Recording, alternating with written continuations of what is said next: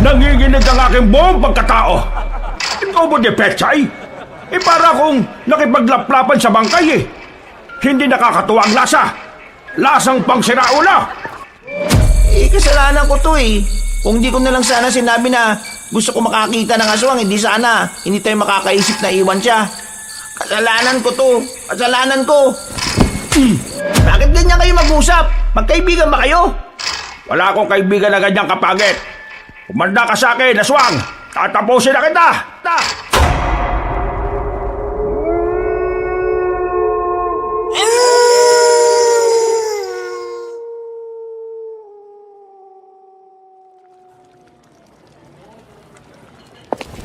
Bilisan mo naman magpakulo.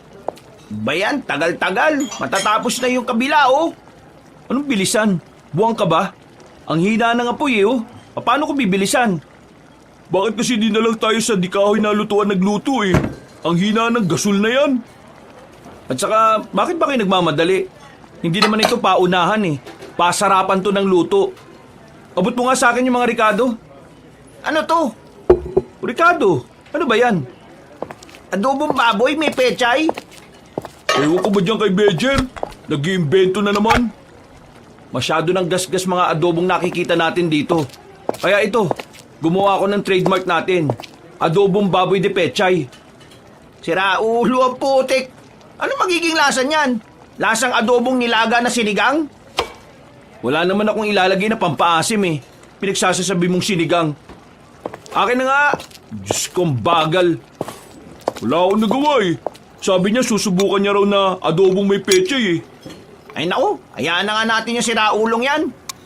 Hoy, kapag tayo nanalo, makikinabang din naman kayo eh. Kaya suportahan niyo na lang ako.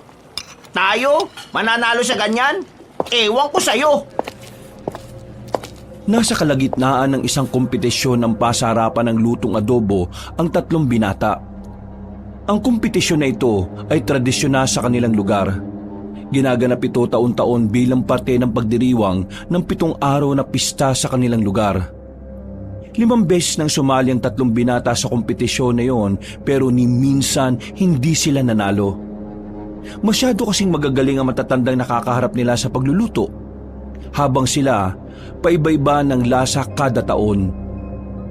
Nang matapos na nila ang kanilang adobo, agad na tumungo ang tatlo sa bakuran ng barangay kung saan naroon ang mahabang lamesa. Nakalatag na rin doon ang ibang mga adobong luto ng mga kalaban nila. Paglapag pa lang nila ng kanilang dalang mangkok, nilapitan na sila ng matandang si Mang Ben. Isa itong kilalang kusinero sa bayan na siyang huhusga sa lahat ng kanilang luto. Ano ito? Bakit ako nakakakita ng pechay na tila umikitit bumabati sa akin? At ang sabi ng pechay eh, Mang Ben, kilalanin mo ako bilang bagong sangkap ng adobo. Ako ang pechay, ang gulay na nagbibigay kulay sa ating masalimuot na buhay. Naintindihan ko po kung naninibago kayo sa inihain namin. Pero saka nyo na po husgahan sana kapag natikman nyo na. Naninibago talaga kami kasi taon-taon may bago kang hinahalo sa adobo eh. Nung unang taon sa pagsali mo, nilagyan mo ng mangga ang adobo. Maintindihan ko pa kung pinya eh. Pero nagtaka ako, saan mo nakuha yung ideya ng mangga? Sa pangalawang taon, nilagyan mo yung adobo ng singkamas. Medyo ayos lang kasi hindi naman nakaka-apekto ang singkamas sa lasa ng adobo eh. Sa madaling salita, walang kwenta ang singkamas. Kaya bakit nilagay mo pa? Tapos sa pangatlong taon, salip na toyo ang ihalo mo sa adobo, dugo ng baboy ang hinalo mo, at nilagyan mo lang ng maraming asin. Kaya nang maluto na, nagbukas ang dinuguan na maalat. Tapos sa pang-4 na taon naman, nilagyan mo yung adobo ng kinadkad na nyog. Akala mo ba kahit nangingibabaw ang toyo hindi mo mapapansin ang tila makapal na hibla ng nyog na nagtatago sa mga karne? Hindi ako bulag, no? Nakita ko yon. At noong mga sandaling yun napayak na lang talaga ako Ang sabi ko, sa wakas, nakatikim na rin ako ng adobong buko sa kalad. Sira ulo ka ba talaga? Nagsalad ka sa adobo.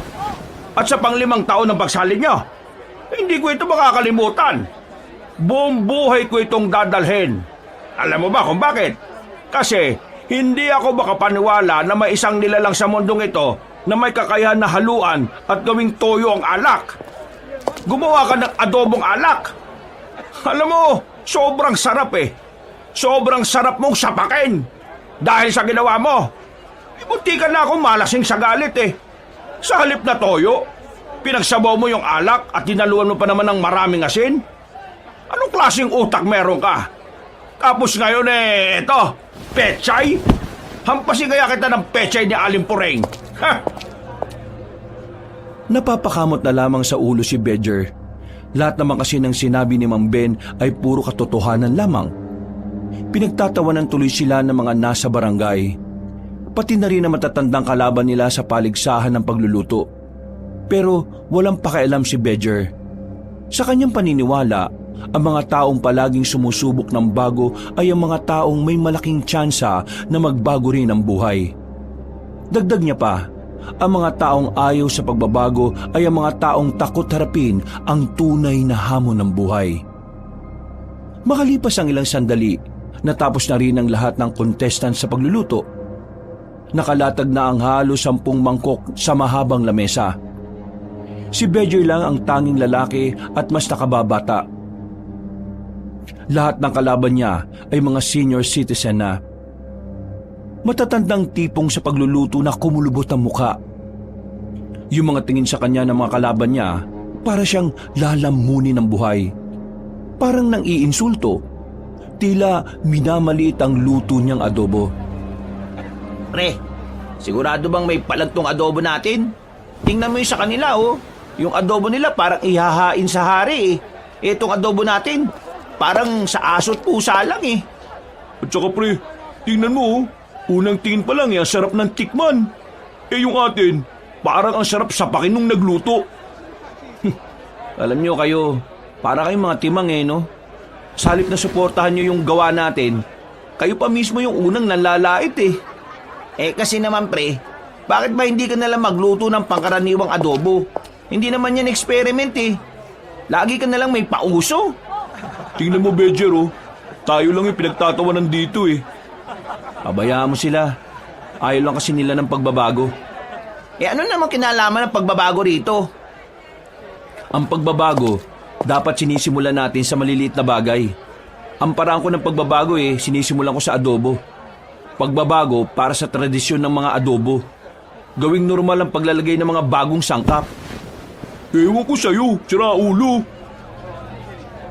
Hindi nagtagal ay nagsimula ng tikman ni Mang Ben ang mga luto. Kada titikman ni Mang Ben ng ibang adobo, para itong mababaliw sa sarap. Naluluha pa sa sobrang saya. Namumula mukha nito sa sobrang kilig. Pero nang tumapat na ito sa adobo nila Bedger, biglang nawala ang ngiti nito.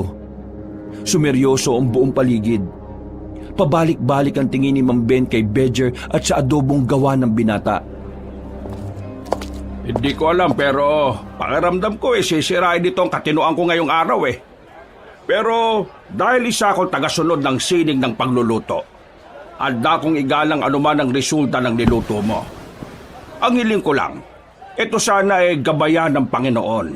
Ang iyong adobo ay maging modelo ng kabataan. Mang Ben, adobo lang yan. Hindi yan parte ng pagkatao ko o ng iba pa. Ang dami niyong drama eh. Tikman nyo na kaya nang malaman nyo na yung pakiramdam na makalimot ng pangalan sa sobrang sarap. Kapag hindi ito masarap, ikaw ang kakalimutan ko. Nang hawakan na ni Mang Ben ang kutsara, nagsimula ng kumabog ang dibdib ni Bedger. Si Ingo at Franco naman ay napapayuko na lamang dahil sa hiya. Nang sumandok na si Mang Ben ng adobo, tila bumagal ang paligid. At tila ang tanging naririnig ni Bedger nung mga sandaling yon ay walang iba kundi ang tibok ng kanyang puso. Pero sa kabila ng kaba na nararamdaman, nasasabik siya kung ano ang magiging reaksyon ng huradong si Mang Ben. Kampante siya na ang adobo niyang yon ay ang mangingibabaw sa lahat. Hindi siya maaaring magkamali. Yun na ang pinakamasarap na adobong ginawa niya. Habang papalapit na ang kutsara sa bibig ni Mang Ben, nanlalaki ang mata ng mga naroon na parabang doon nakasalalay ang mood ng lahat. na parabang ang lasa ng adobo ni Bedger ang magliligtas sa sanlibutan. Nang matikman na ni Mang Ben ang adobo na niluto ni Bedger, sumilay ang malapad ng ngiti ng matandang lalaki. Napangiti na lang din si Bedger. Tila nagkaroon din ng pag-asa sa mukha ni Franco at Ingo. Habang ang iba namang kasali sa kompetisyon ay kinakabahan. Aba, ngayon lang ako na nakatikim ng ganitong adobo ah. Sabi ko sa inyo magugustuhan niyo yung adobo ko. Ang tawag ko dyan ay adobo di pechay. Para kung dinilaan ng paa ni Satanas. Para kung humalik sa impyerno. Nanunot ang inis, galit at pagkamuhi. Nanginginig ang kalamlan ko. Nanginginig ang aking buong pagkatao. Adobo di pechay. Para kung nakipaglaplapan sa bangkay Hindi nakakatuwa ang lasa. Lasang pang siraulo. Nawala ang ngiti ni Bedger nang sabihin niyo ni Mang Ben. Buong akala kasi nila ay nagustuhan ng huradong si Ben ang luto niyang adobo. Tila gumuho ang kanilang mundo. Ang pagkasabik ni Bedger ay parang naglahong parang bula. Nagtatawanan ng mga tao sa paligid, maging ang mga kalaban nila sa kompetisyon. Napapakamot na lamang sa ulo si Bedger. Isa na namang kapalpakan ang nagawa niya sa larangan ng pagluluto. Ano bang pumasok sa isip mo, Bedger? Naniniwala kasi ako na ang pagbabago ay dapat inuugali ng tao. At ang pagbabago, pwede natin itong simulan sa maliit na bagay. Pwedeng simulan sa Bedger, ang pagbabago ay hindi ginagawa sa lahat ng bagay at hindi ginagawa sa lahat ng sitwasyon. May mga parte lang ng buhay ng tao kung saan kailangan natin ng pagbabago. Pero may mga parte din naman na hindi natin to kailangan. May dalawang aspeto na mahirap baguhin sa lipunang ito. Una, mahirap baguhin ang mga bagay na nasanay na sa sirang sistema.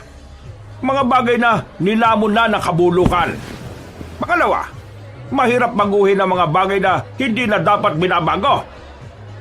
Mga bagay na hindi na dapat binabago? Bakit mo kailangan baguhin ang isang bagay na wala namang problema? Kagaya na lang ng adobo na ginagawa natin. Kung iisipin mo iba-iba ang bersyon ng adobo na nakahain dito. Pero iisa pa rin ang diwa nito. Masarap. Hindi nila binago. Bagkos, dinagdagan lang nila ito. Kumbaga sa tao character development ang tawag nila dito. Na-develop mo ang bagong kakayahan at personalidad na makakatulong sa pag-usbong mo bilang tao.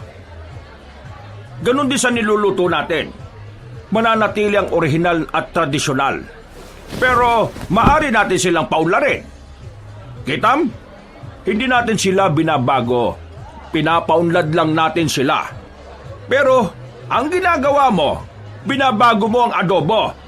Gumagawa ka ng sarili mong bersyon na kung saan binubura mo na ang tunay na pagkakakilanlan ng adobo. Tandaan mo, Bedger, ang pagbabago na bumubura sa pinagmulan ay kapatid ng paglimot sa pinag-ugatan. Magbago ka ng pananaw, Bedger, pero hindi mo kailangan baguhin kung sino ka dahil walang mali sa'yo. Nasa pananaw mo lang sa buhay. Napapatango na lang ang ibang mga matatanda na naroon. Kahit ang kapitan ng barangay ay sumang-ayon sa sinabi ni Mang Ben. Samantala, nakaramdam naman ng tuwa si Bedger. Sa halip kasi na mapahiya na naman dahil sa adobo niya, meron pa siyang natutunan. Kaya hindi kita mapapatawad sa pagyurak sa imahe ng adobo. Hindi mo ba alam na ang adobo ay ang pinakakilalang pagkain ng mga Pilipino? Isa kang lapastangan na lagyan ng pechay ang adobo. Napapakamot na lamang si Bedger ng mga sandaling yun. Nang matapos na ang kompetisyon, lumabas na rin ang resulta. Kagaya ng mga nakaraang taon, huli na naman sa listahan ng adobo di pechay ni Bedger. Bagsak ang kanilang balikat nang bumalik na sila ng bahay. Pre, di naman kasi lasang adobo yung niluto mo Ang pait. Masyadong kumatas yung pechay. Bakit ba kasi hinaluan mo pa ng pechay Sa susunod, pre, huwag ka na lang sumali kung maglalagay ka na naman ng kung ano-ano sa adobo. Sasali pa rin ako, lalo na ngayon. Alam ko na ang tunay na kahulugan ng pagbabago. Ay nako, bahala ka nga. Basta kami mga kaibigan mo nandito lang. Susuportahan ka namin kahit na ano pang ihalo mo. Baka sa susunod, haluan mo naman ng isang buko yung adobo ha. Hindi na talaga kita mapapatawad. O baka mamaya lagyan mo pa ng ampalaya. Maraming salamat sa inyo mga pare ha. Ilang oras ang nakalipas, sumapit na rin ang kinagabihan. Habang nagpapatunaw ng kinain sa tapat ng kanilang bakuran, biglang dumating ang matandang si Ben. Nagkatinginan silang tatlo. Matagal naman na nilang kilala si Mang Ben. Kaibigan ito ng mga magulang nila. Kaya kahit na papaano, meron din silang pinagsamahan. Kaya nga lang, hindi naman sila close sa isa't isa. Ang tingin lang nila sa matandang lalaki ay kilalang manluluto sa kanilang baryo. Oh, Mang Ben, napadaan yata kayo. Bakit po? Hindi niyo ba ako papapasukin?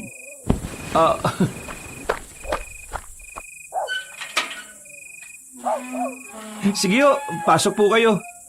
Pasensya na, Ma'am Ben ha. Baka nandito kayo para sermonan kami. Nangako na si Bedyan na hindi na niya lalaruin yung adobo. Kasi alam na raw niya yung tunay na kahulugan ng pagbabago. Hindi ako narito para manermon. Gusto kong tulungan itong kaibigan ninyo. Gusto niyo akong tulungan, Ma'am Ben? Bakit?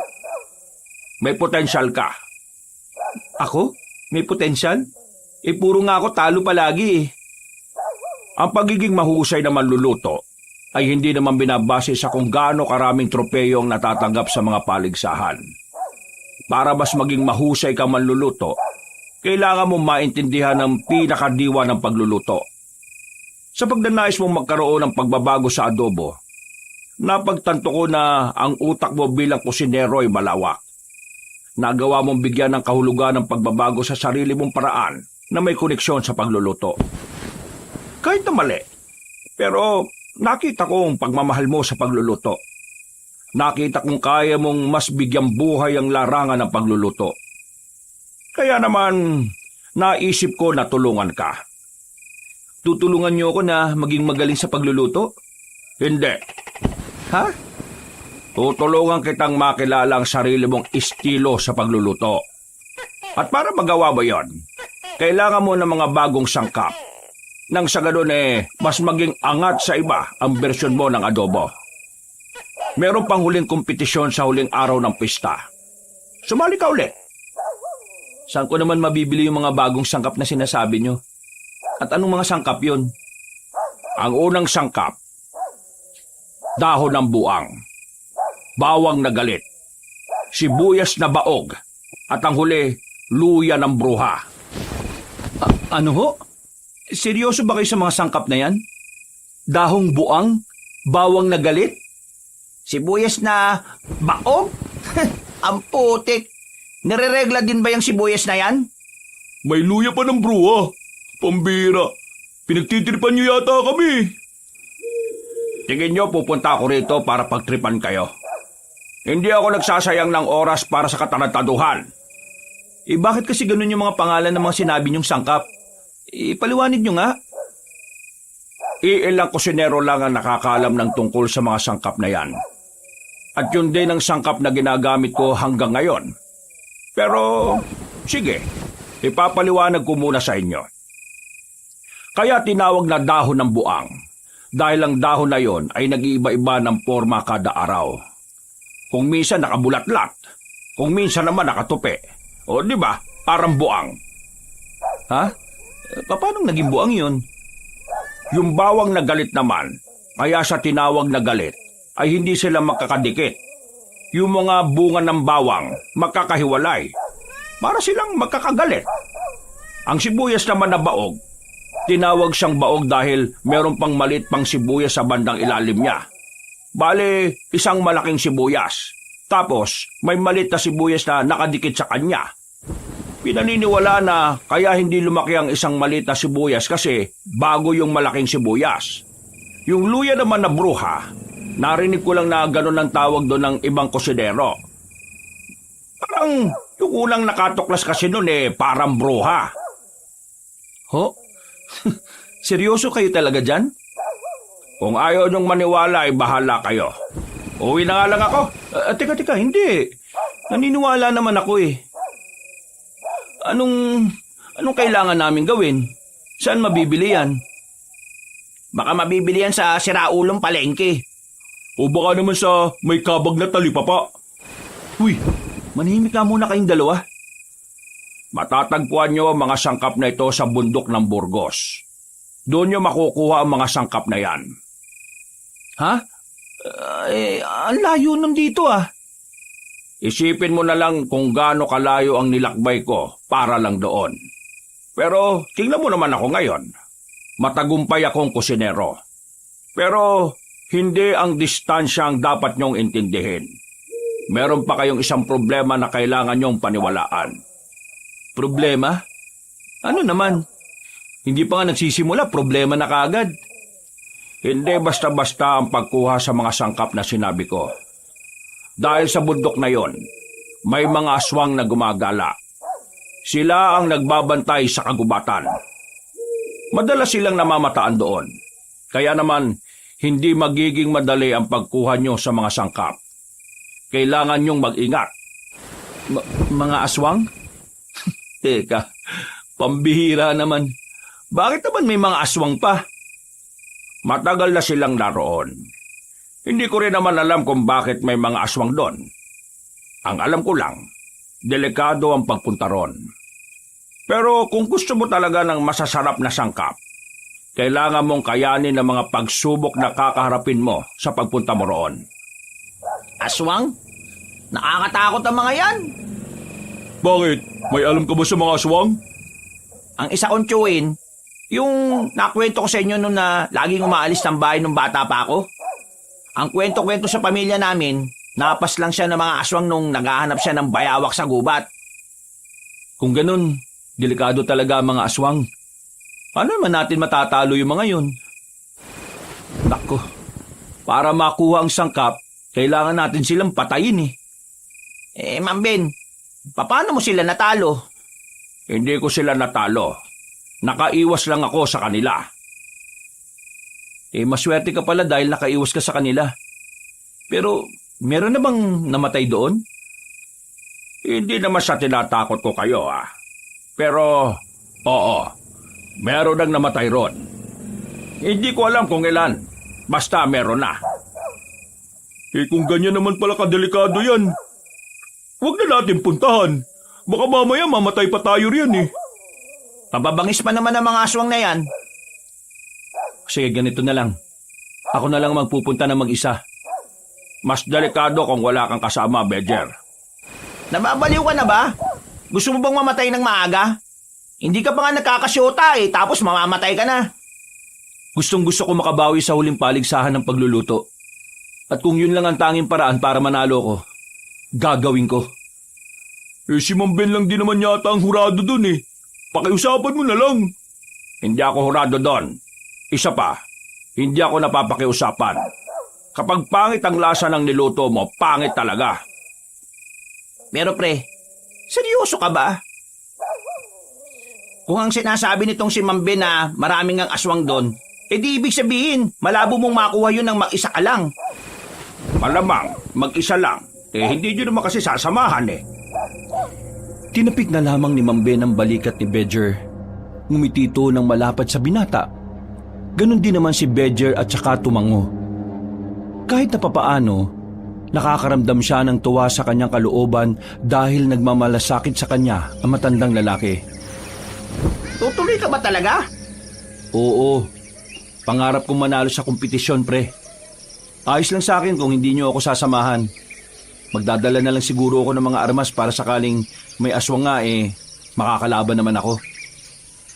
Sige. Samahan na lang kita. Ha? Seryoso ka, Ingo? Sasama ka? Dalawa na kayo mamamatay niyan. 3 na tayong mamamatay kung sasama ka rin. Ayoko nga. Meron pa akong pangarap sa buhay, no? Ayoko muna mamatay dyan. Basta ako, sasamahan ko na lang tong tropa natin. Hindi mo naman kailangan sumama kung napipilitan ka lang, Ingo. Hindi ako napipilitan, pre. Gusto ko rin makakita ng aswang, kaya gusto kong sumama. Ha? Bakit interesado ka sa aswang? Hindi ko alam. Bigla na lang ako naging interesado eh. Tumango na lamang si Badger. Lumipas sa mga araw. Nilibang na lang muna nila ang sarili. Unang araw kasi ng pista sa kanila kaya sobrang dami pang ganap. Nagtungo sila sa mga palaro sa bandang barangay. Nakisali sila sa mga yon. Pero maya-maya lang ay nabagot na rin si Badger. Nagpaalam na muna siya sa dalawa. Umuwi siya ng kanilang bahay. Pagpasok niya sa silid, kinuha agad niya ang larawan na nakadikit sa dingding. Naroon sa larawan na yon ng kanyang ama at ina. Napapangiti na lang siya. Hindi na kasi niya alam kung ano ang nangyayari sa mga yon. Nasa elementarya pa lang kasi siya nang umalis ang kanyang mga magulang. Ang kanyang ina ay nagpunta ng Maynila para magtrabaho. Pero kalaunan ay nagkaroon ng bagong pamilya. Ang kanyang ina naman ay nasa ibang bansa. Pero mula noon ay wala na rin siyang nabalitaan tungkol doon.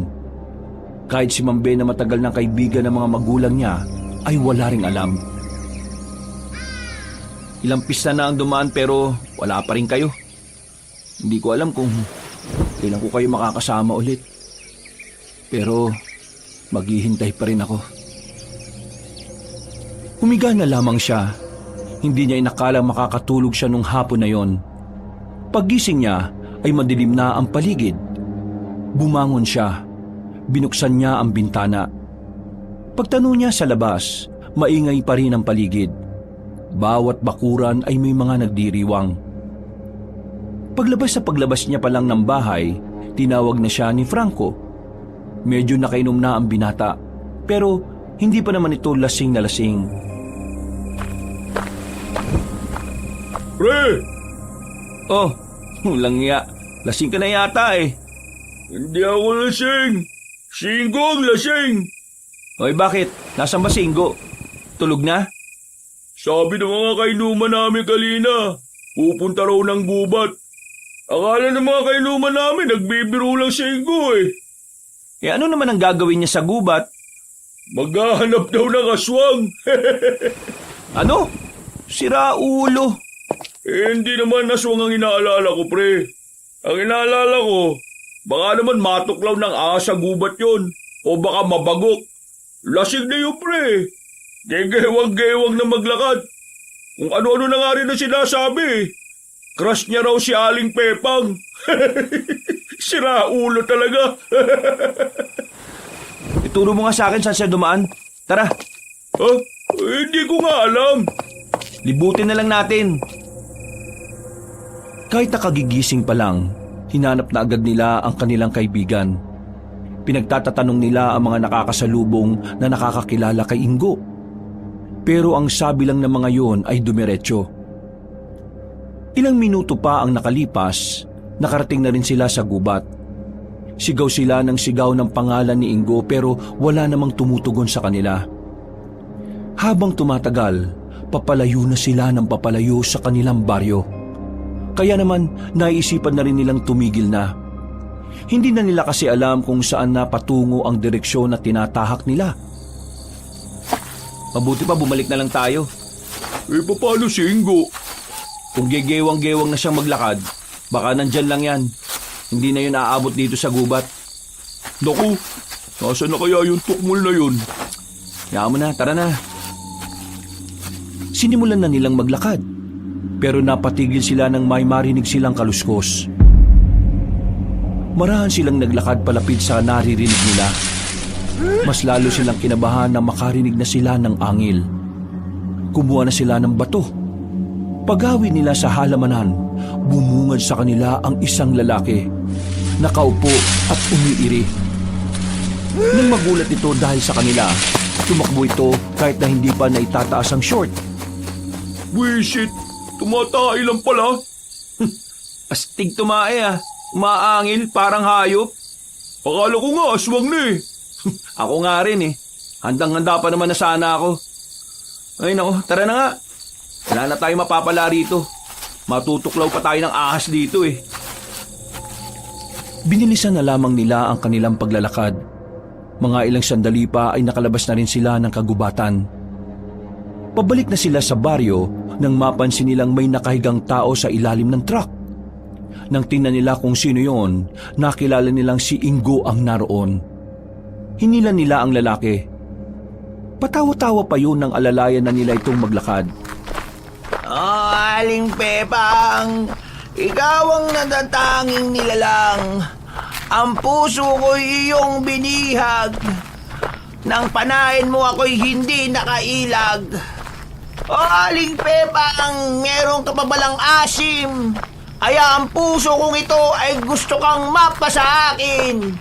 Huy, tarantadong pinagsasabi mo. Ganyan nga yan eh. Nung nakaraan si Aling Puring yung binabanggit niya. Ngayon naman si Aling Pepang. Dali na nga lang natin to sa bahay. Doon din muna kayo matulog. Ha? Oo, sige. Napapailing na lamang si Bedger ng mga sandaling yon. Pagdating nila sa bahay ay agad na pinahiga ni Bedger ang lalaki sa kanyang katre. Tulog namang kagad si Ingo. May problema ba yan? Bakit nagiinom to ng marami?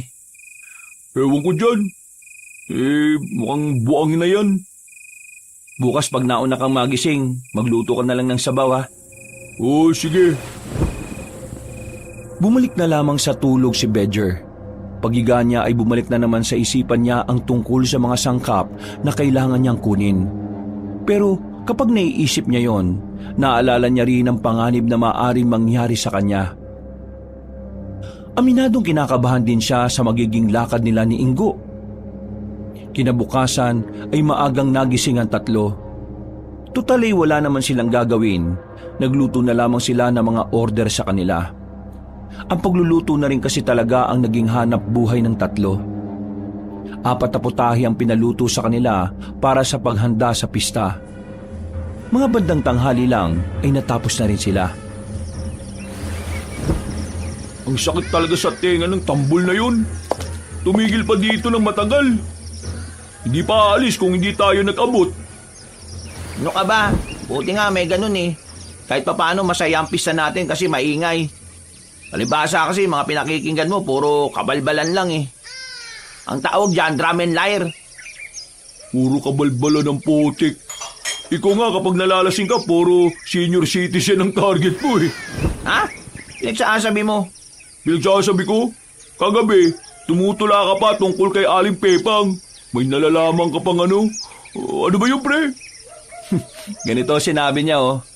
O Aling Pepang, meron ka pa palang asim. Kaya ang puso kong ito'y gusto kang mapa sa akin. Ganyan na sinabi mo, Ingo. Ha? Tarantado. Hindi ko sinabi yan, oh. Sinabi mo yan. Saksi ang Diyos. Kakaiba ka kapag nalalasing eh.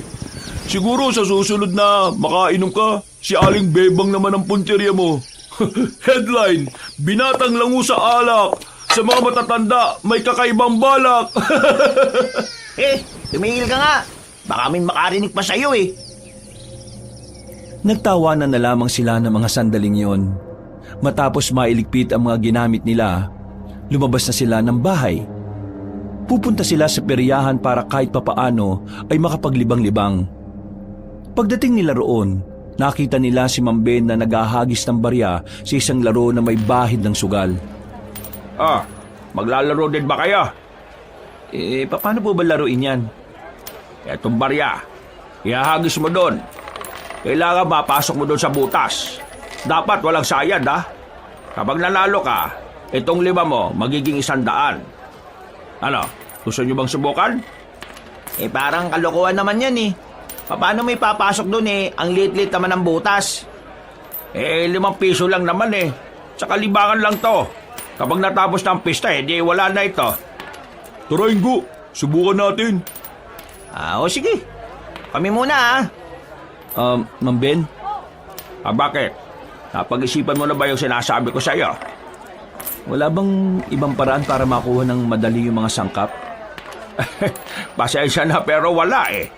Lahat ng kakilala kong kusinero na nagpunta, kinailangan din nilang dumaan doon sa ganong senaryo. Kaya nga sabi ko, kung ikaw lang mag-isa, delikado. Mas maganda nga na sana marami kayo.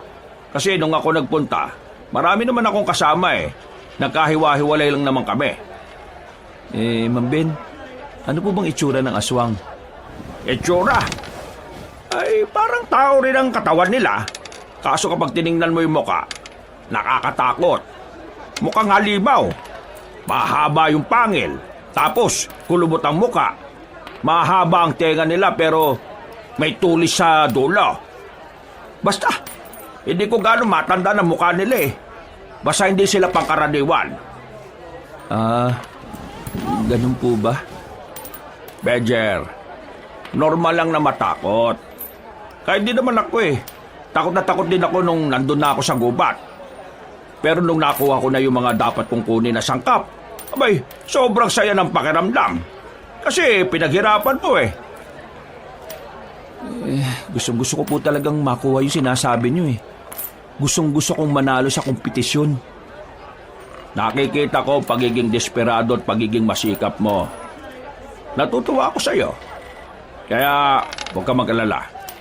Bago kayo umalis ni Ingo, meron akong ibibigay sa inyo.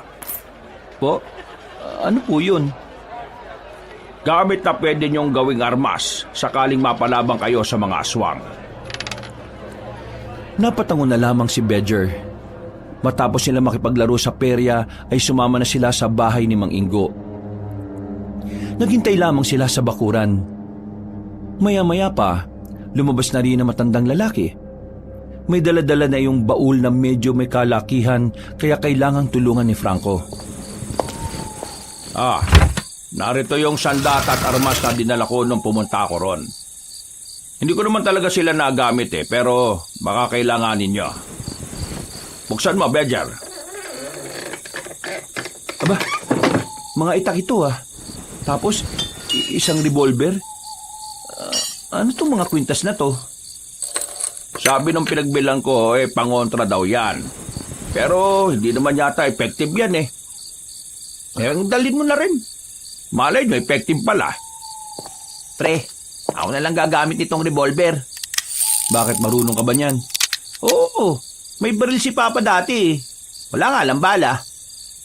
O sige, ayoko rin naman humawak niyan eh. Dito na lang ako sa itak. Ma'am Ben, ano itong isang to? Bakit ang liit? Punya lang tawag nila dyan. Ang sabi naman ng isa kong nabilhan yan, mabisa raw yung ginagamit sa mga aswang nung araw. Ewan ko kung totoo Hindi ko naman kasi nagamit kaya hindi ko rin alam eh. Kung sa bagay. Pero maraming salamat dito, Mang Bejer ha. Malaking tulong talaga tong ginagawa nyo. Naalala ko noon sabi sa akin ng papa mo, tamad ka raw magsaing. Ang sabi ko sa kanya, balang araw matututo kang magluto ng masarap na ulam. At hindi ka ako nagkamali.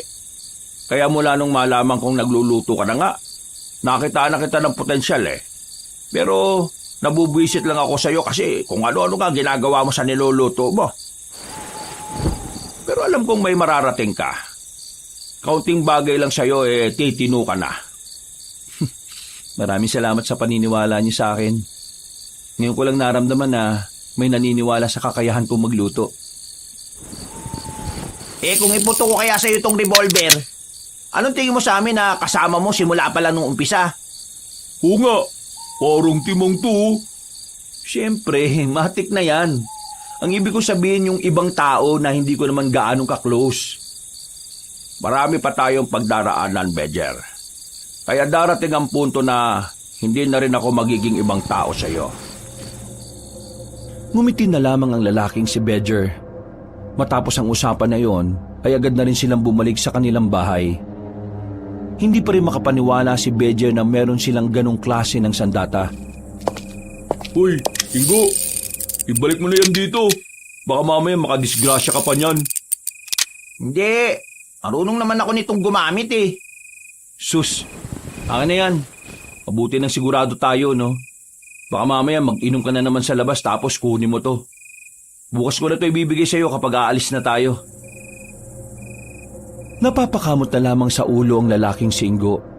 Pero agad din naman itong binigay ang revolver. Huminga ng malalim si Bejer. Hinahanda na niya ang sarili para sa lakad nila kinabukasan. Bandang 12:00, hindi pa rin makatulog si Bedger sa kakaisip. Mula nang marinig niya ang tungkol sa mga aswang sa kagubatan, hindi mawala-wala sa isipan niya yon. Pero kahit na merong kaba sa kanyang dibdib, hindi pa rin natitinag ang kagustuhan niyang makuha ang mga sangkap na sinasabi ni Mang Ben. Mabilis na lumipas sa mga oras. Sumapit na rin ang umaga. Kahit na nagkakasiyahan pa rin sa kanilang baryo, itutuloy nila ni Ingo ang kanilang lakad. Sigurado na ba kayo na aalis kayo? Oo, wala nang atrasan to. Di ba, pre? Oo, wala na talagang atrasan. Paano kung may mangyari sa inyo doon? Baka nakakalimutan nyo aswang yung pwede nyo makaharap. May mga dala naman kami sandata eh. At saka, kung si Mang Ben nga nakaligtas noon, sigurado naman na makakaligtas din kami ngayon. Total, hindi ka naman sa kasama at araw ng linggo ngayon, magsimba ka na lang at ipagdasal mo na lang kami. Na sana, walang mangyari masama sa amin. O siya, sige na. Aalis na kami. Mahirap nang abutin pa kami ng gabi doon. Sabi ni Mang Ben mas maganda kung maliwanag pa marating na rin namin yung bundok ng Burgos. Teka, sumama na lang kaya ako. Huwag mong pilitin ang sarili mo kung nag-aalangan ka. Baka mas lalo ka lang mabulilyaso. Oo nga, dapat bukal sa kalooban mo. O sige, sasama ako. Ang kulit mo, wag na nga. Bukal nga sa kalooban ko sumama. Di ba takot ka mamatay? Bakit ka sasama? Para kasama ko kayo. Ganon mo kami kamahal? Dapat na ba kaming umiyak? Mga buwang, tara na nga. Hindi na nila pinigilan pa ang lalaking si Franco. Magkakasama silang umalis. Kahit na malayo-layo pa sila sa kanilang destinasyon, nararamdaman na ni Bedger ang kaba niya. Hindi niya yun magawang pigilan. Ito ang bayad Salamat Etong bundok na ito yung sinasabi ni Mang Ben. Nasa bandang itaas pa raw yun Kaya akitin na kagad natin habang maaga pa. O Franco, handa ka na ba? Walang rereklamo Sasama-sama ka kaya dapat kayanin mo yung mahabang lakaran. Anong tingin mo sa akin, mahina? Tara na! Sinimulan na rin nila ang paglalakad. Pumasok na sila sa kagubatan. Paakyat ang dinaraanan nila kaya mas madali silang napagod kahit wala pa silang kalahating oras na naglalakad. Grabe, ang ganda naman pala nitong bundok ng Burgos Ang sabi nila, nung nananakop ang mga Kastila, naging taguan daw ng mga Pilipinong sundalo tong bundok na ito. Sus, gawa-gawa na naman to ng kwento. Totoo ang sinabi ni Ingo. Alam ko rin ang kwentong yon. Ang sabi pa nga nila dahil daw sa bundok na ito, nagawa nilang talunin ng mga Kastila na di hamak na mas marami sa kanila. May mga bit-bit pa nga raw baril Siguro, natalo nila ang mga Kastila dahil na rin sa forma nitong bundok. Tingnan nyo, ang daming pwedeng pagtaguan. Kaya makasaysayan tong bundok na ito. Kaya nga nagulat ako sa sinabi ni Mang Ben na may mga aswang na gumagala rito Tingnan nyo mga pre parang ang peaceful naman dito Huwag kang makampante. Minsan kung ano yung tahimik yung pala yung delikado. Mismo, nakakabigay nga katahimikan Nang may marinig silang mga kaluskos sa taas ng puno ng sampalok ay napatigil sila sa kanilang paglalakad. Nakakatingin na ng tatlong magkakaibigan. Inilabas na ni Ingo ang revolver, habang dinukot naman na ni Bedger ang punyal sa tagiliran niya. Ano kaya yun? Alerto kayo May aswang na ba kapag maliwanag? Hindi naman sila napapaso sa sinag ng araw Kaya oo, meron. Marahan silang lumapit sa puno ng sampalok. Pagtingala nila, nagulat sila nang makita nila ang isang unggoy na naroon. Tumalon yon pababa. Nakatayo ang unggoy sa harapan nila na parabang naiintindihan kung ano ang ginagawa nila.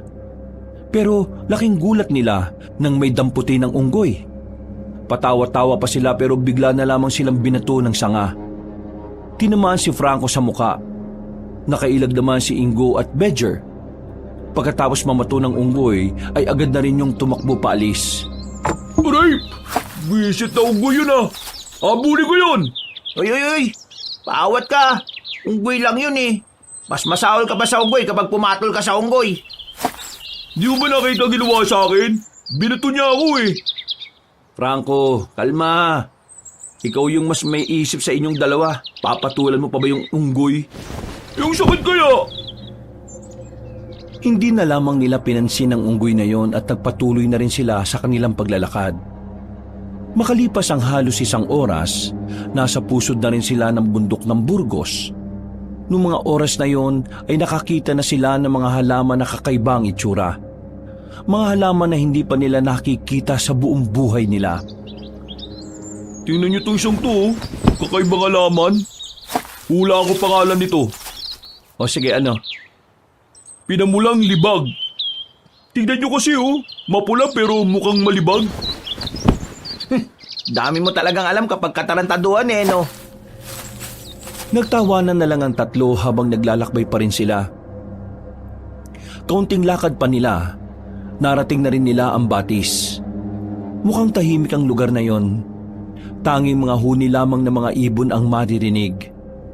Unang tingin pa lang nila sa lugar, nakakaramdam na sila ng kaginhawaan. Pahinga na muna tayo dito. Kanina pa tayo naglalakad eh. Mamaya na tayo magpahinga kapag nakakuha na natin yung sangkap. Mahirap na kapag ginabi tayo. Mas maganda ng gabihin tayo eh. Kasi sa gabi ko lang yata sila makikita. Sira ulo ka ba? Paano kung ikamatay natin? Kaya nga ako sumama dito para makita yung aswang, di ba? Eh di magpaiwan ka dito hanggang gabi.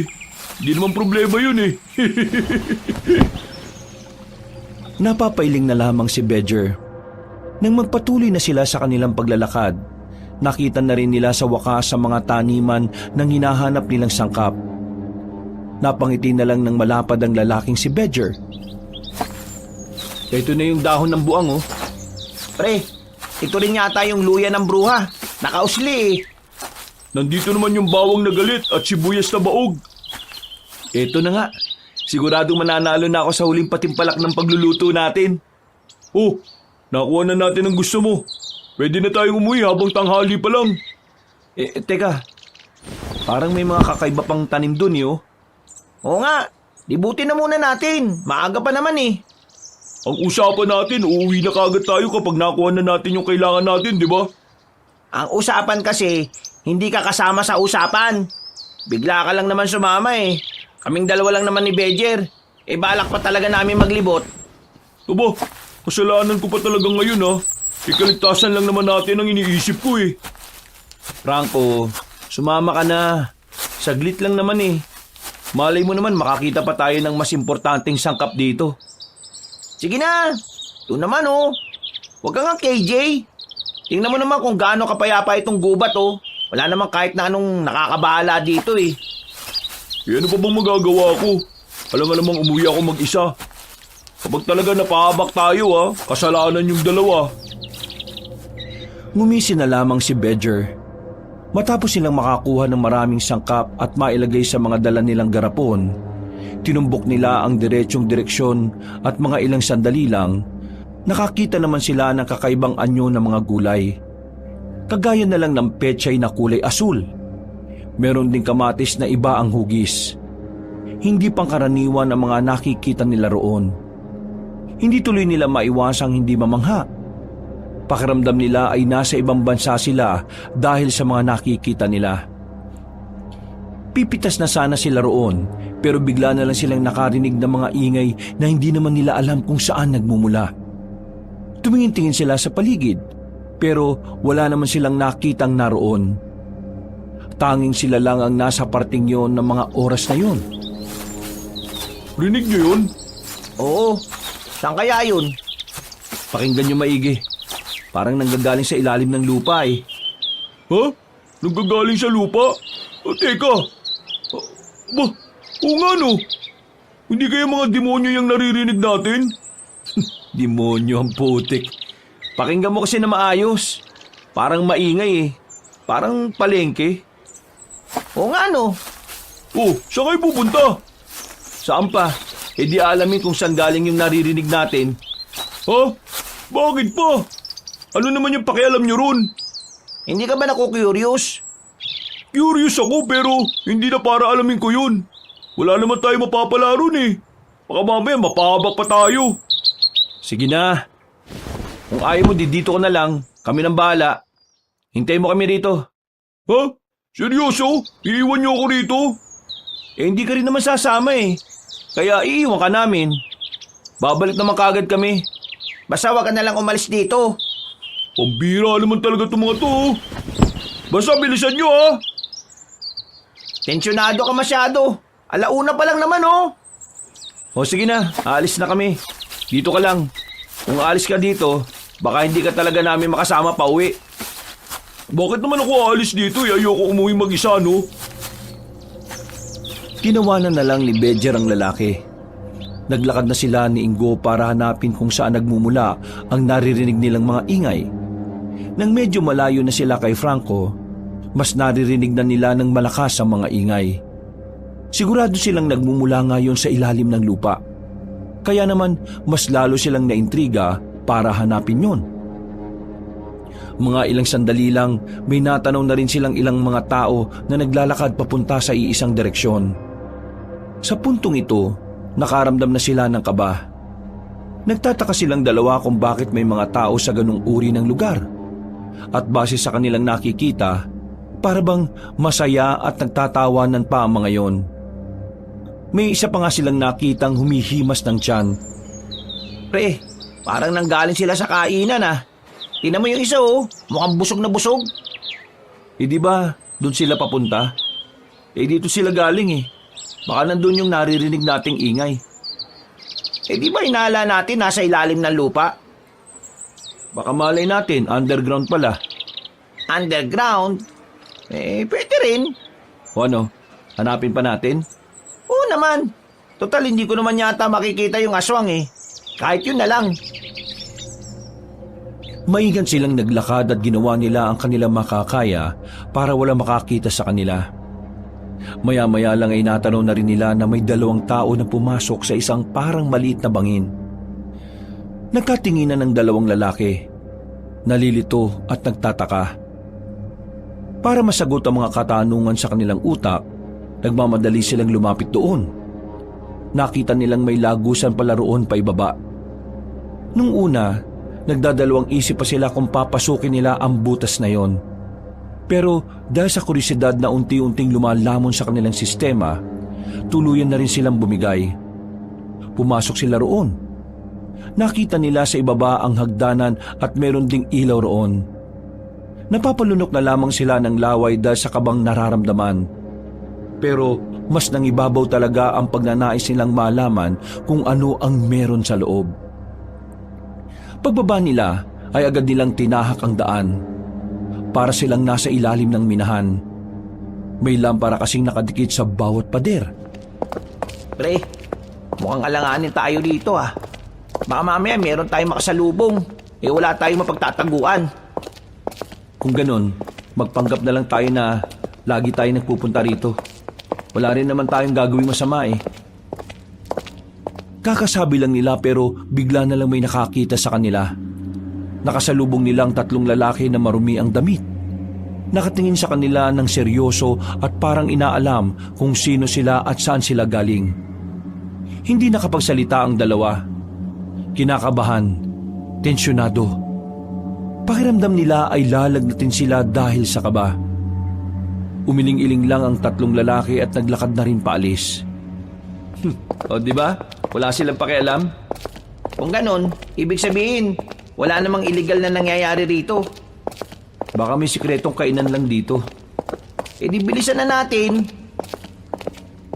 Medyo nasasabik pa ang 2 nang bilisan na nila ang kanilang paglalakad. Medyo namamangha sila sa kanilang nadadaanan. Para kasi silang nasa hotel na ang tema ay sa ilalim ng lupa. May mga nadaanan silang mga silid na kung saan merong nagiinuman sa loob. May iba pa rin silid na may mga pinto at may numero pang nakadikit.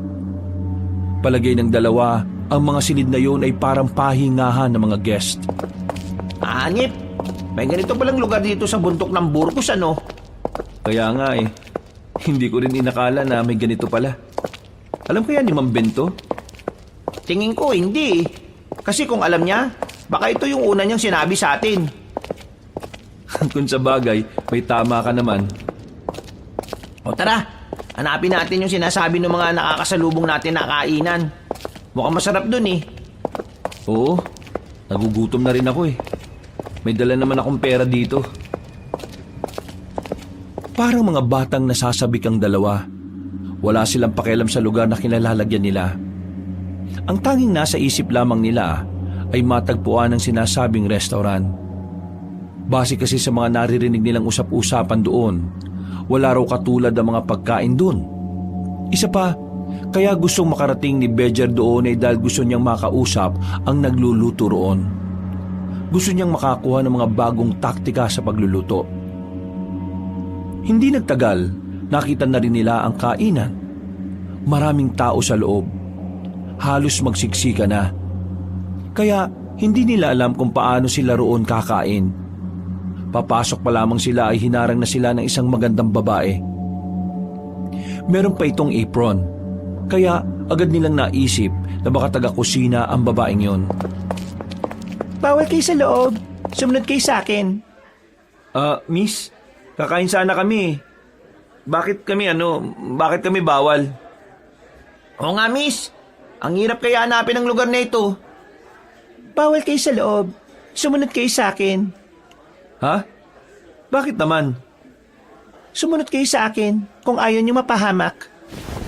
Miss, pinagbabantaan mo ba kami? Hindi. Pero kailangan niyong umalis dito. Sumunod kayo sa akin. Sasabihin ko ang dahilan. Bakit kasi di mo pa sabihin dito? Hindi to pwedeng marinig ng iba. Susunod ba kayo o hindi na kayo makakalabas dito? O sige pre, sundan na lang natin. Basta miss, sabihin mo sa amin kung bakit ha. Hindi na nagsalita ang babae. Nagmamadali itong naglakad at napapaisip tuloy ang dalawa kung ano ang nangyayari. Dinala sila ng babae sa isang silid na tanging trapal lang ang nagsisilbing takip sa pintuan. Pasilip-silip pa ang babae sa labas. Hindi kayo dapat nandito. Hindi nyo alam kung anong pinasukan nyo. Magpapakamatay na ba kayo? Ha? Hindi ah. Kaya lang naman kami narito kasi narinig namin yung ingay mula rito hanggang sa taas. Kaya ayun. Tapos nalaman namin na meron pala masarap na kainan dito. Miss, sino ka ba? Bakit mo ba kami pinagbabawalan? Hindi na mahalaga kung sino ako. Ang mahalaga umalis na kayo dito. Bakit nga? Ano bang problema? Mukha ba kaming magnanakaw? Mukha ba kaming kampo ng kadiliman? Kakain lang kami, may pambayad naman kami. Dahil ang lugar na ito ay hindi para sa mga tao. Para ito sa mga aswang. Ang lahat ng nakikita nyo kanina ay mga aswang. Mga aswang ang kumakain sa restaurant na nandito sa ilalim ng lupang ito. At kung hindi kayo aalis dito, malalaman at malalaman nila na tao kayo. Ha? Anong aswang pinagsasasabi mo, miss? Nakakasalubong nga lang namin yung mga tao rito eh. Hindi naman nila kami pinapansin.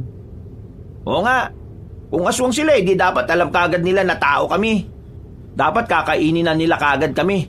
Tingnan mo nga nakarating pa kami rito at nasa harapan mo pa. Ang mga aswang dito ay walang mga pang-amoy. Kaya hindi talaga nila malalaman na tao kayo sa isang tingin lang. Pero mamaya, kapag nagtagal pa kayo rito, madali na lang nila matutukoy kung ano kayo.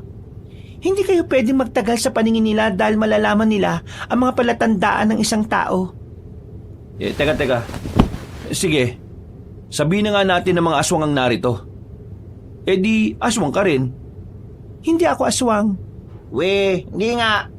Kasasabi mo lang na mga aswang ang mga nandito eh. Mahabang kwento. Basta, maniwala na lang kayo. Hindi ako aswang. Sila ang mga aswang. Lahat na nandito maliban sa akin at sa dalawa ko pang mga kasama sa restaurant. Hindi kami mga aswang. Sinasabi mo ba na pinaglulutuan nyo lang yung mga aswang? Mismo. Bakit nyo naman gagawin yon? Ang dami niyo pang tanong. Bakit ba hindi nila kayo maniwala? Paano naman kasi kami maniniwala sa'yo? Ngayon ka lang naman namin nakita. Bigyan mo nga kami ng katibayan para maniwala kami sa mga sinasabi mo. Ay nako, sakit naman ninyo sa ulo. Kayo na nga itong nililigtas sa tiyak na kapamakan. Kayo pa itong matigas ang ulo. Bibigyan mo lang naman kami ng patunay eh. Kung wala kami bibigay ng patunay, isa lang ang ibig sabihin nun. Hindi ka namin dapat paniwalaan. O sige, sumunod kayo sa akin. Sunod na naman? Baka mamaya ikaw pala may masamang balak sa amin ha. Gusto niyo ng patunay sa mga sinasabi ko, di ba? Sumunod kayo kung gusto niyo malaman. Patutunayan ko sa inyo na aswang ang mga naririto. Nagkatinginan ng magkaibigan. Wala silang tiwala sa babae. Pero para magkaroon na rin ng katahimikan ng kanilang utak, papatusin nila ang sinasabi sa kanila. Sinundan na naman nila ang babae. Lumabas sila sa silid na yon at nagtungo sa panibagong silid. Pero sa pagkakataong ito, mas malaki ang silid na naroon. At pagpasok pa lang nila, umaalingasaw na ang amoy. Meron silang naaamoy na talaga namang nakakapagpasakit ng kanilang ilong at ulo. Walang ya. Bakit ganito amoy rito? Parang mundo ng utot to ah. Miss, ano ba itong mga pinasukan natin? At saka, ano yung mga nakatakip? Yung mga nakatakip na yan ang nagpapatunay na totoo mga sinasabi ko. Lumapit ang babae roon. Pagtanggal ng babae ng malaking tela na nagtatakip sa mga malalaking garapon, nanlaki ang mga mata ng dalawang lalaki sa kanilang nakita. Tagaktak ang kanilang pawis dahil sa kaba. Hindi nila malaman kung ano ang kanilang mararamdaman. Hindi sila makapagsalita habang nakatingin sa mga garapon na naglalaman ng iba't ibang parte ng katawan ng tao. Teka, ano yan? Tama ba nakikita namin? Miss, seryoso to? Parang ano yan ah? Parang... Oo, katawan yan ng mga tao. Yang mga yan ay galing sa mga patay at buhay na tao. Ha? Ang mga aswang ay kumukuha ng mga patay na tao sa morgue para kunin ang mga laman loob at karne. Pero may ibang aswang na kumukuha ng buhay na tao at buhay din nilang kinakatay. Pagkatapos, dadalhin nila sa amin para iluto. Sinaulo ka rin naman pala talaga eh. Kung alam mo naman palang karne o katawan ng tao yun, bakit nyo pa niluluto? Aswang ka rin siguro ano? Sinabi ko na kanina, hindi ako aswang. At malabong maging aswang ako dahil isa akong... Lumayo ka sa amin! Siguro sinasabi mo lang ang mga to para makain mo kami, no? Kung ako magiging aswang, hindi ko kayo kakainin. Wala akong mapapala sa inyo. Mukhang hindi gumagana ang utak nyo eh. Ay, wag mo kaming ginaganyan ha. Aswang ka no? Anong gagawin mo sa amin? Ilalagay mo rin ba kami sa malalaking garapon na yan? Hindi nga ako aswang. Isa lang akong tao. Ano bang mahirap intindihin sa bagay na yon? Nandito ako para tulungan kayong makaalis dito. Kasi kung hindi kayo aalis dito, baka dito na kayo mamatay. Magiging kagaya kayo ng mga tao na ginagawa lang putahe ng mga aswang.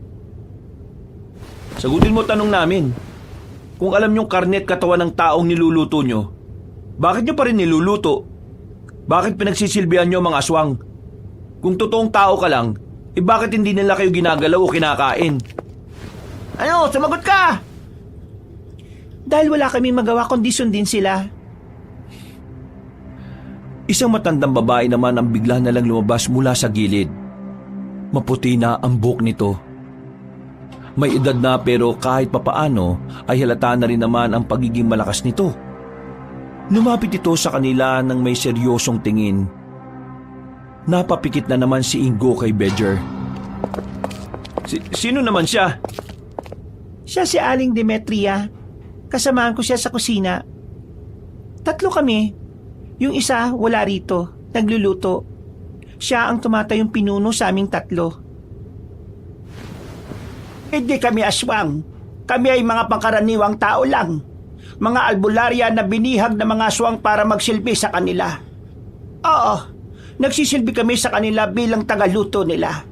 Hindi dahil gusto namin, kundi dahil wala na kaming magagawa kundi sumunod. Sapagkat hawak nila ang pamilya namin.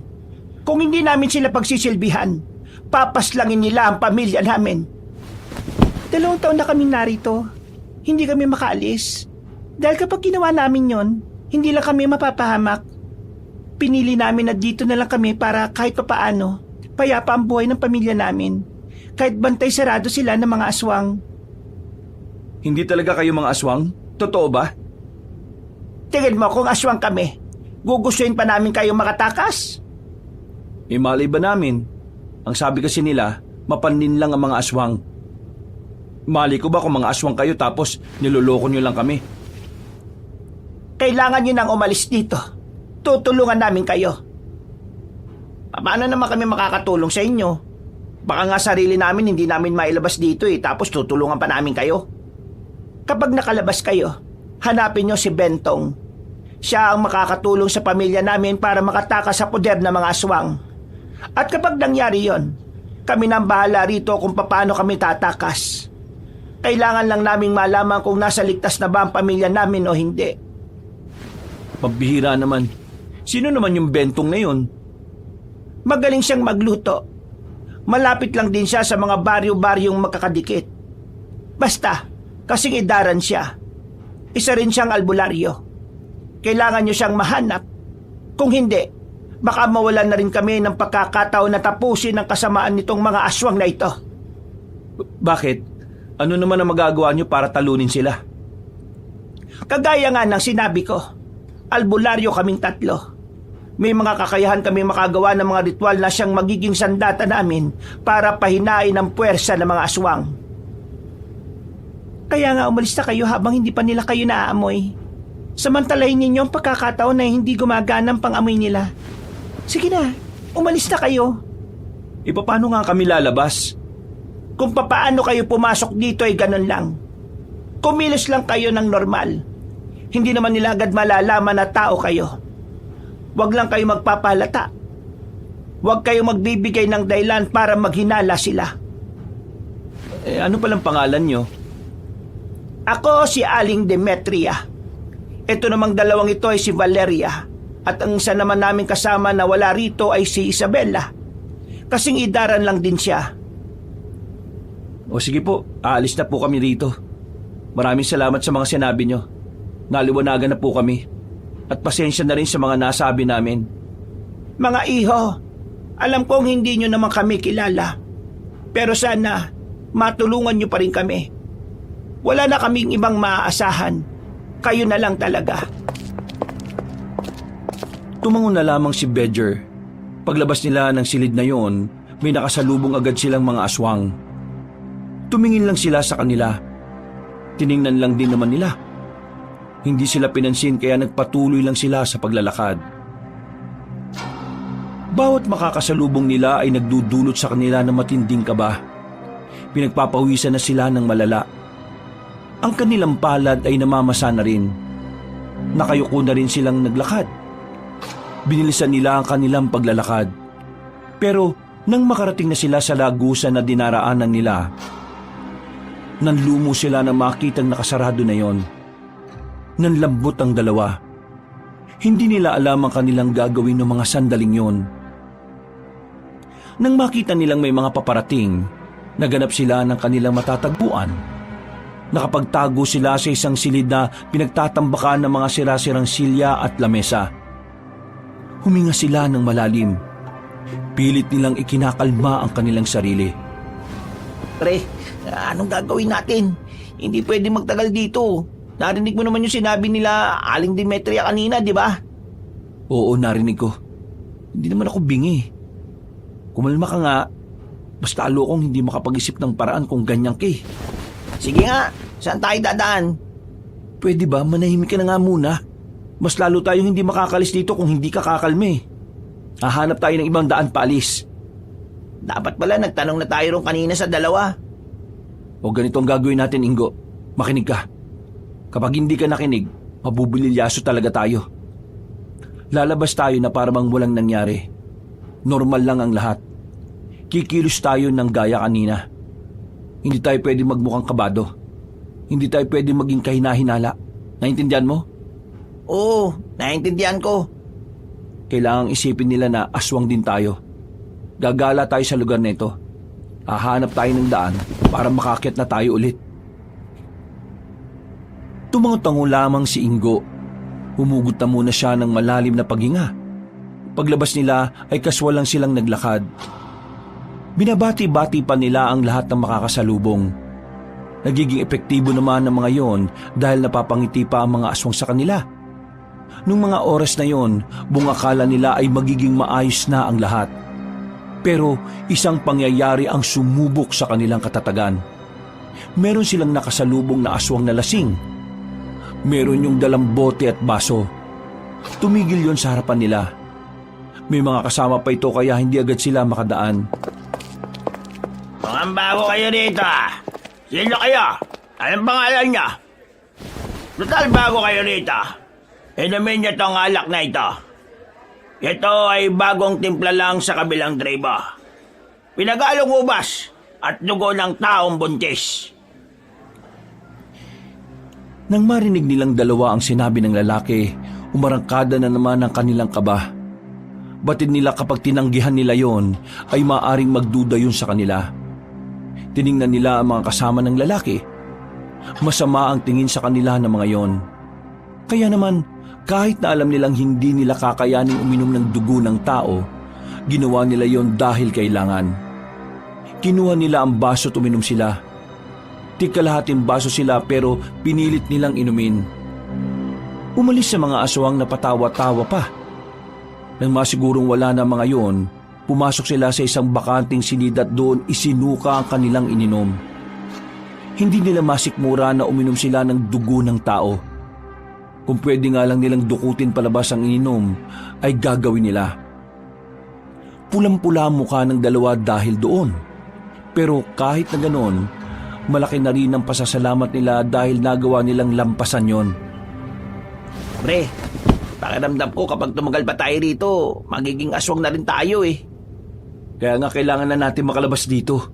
Hindi rin tayo pwedeng abutin ng gabi rito. Eh kung balikan na natin sila Aling Demetria, baka matulungan nila tayo makatakas dito. Yun nga din ang naiisip ko eh. Tara na! Nang mahimasmasan na ang dalawa, hinanap na nila ulit ang tinatawag na restaurant ng mga aswang. Hindi nagtagal ay nakita na rin naman nila yon. Kita nilang abala sila Valeria sa kakaluto sa loob ng kusina. Sumimpli lang sila ng lapit doon. Agad din naman silang nilapitan ni Valeria. Anong ginagawa niyo dito?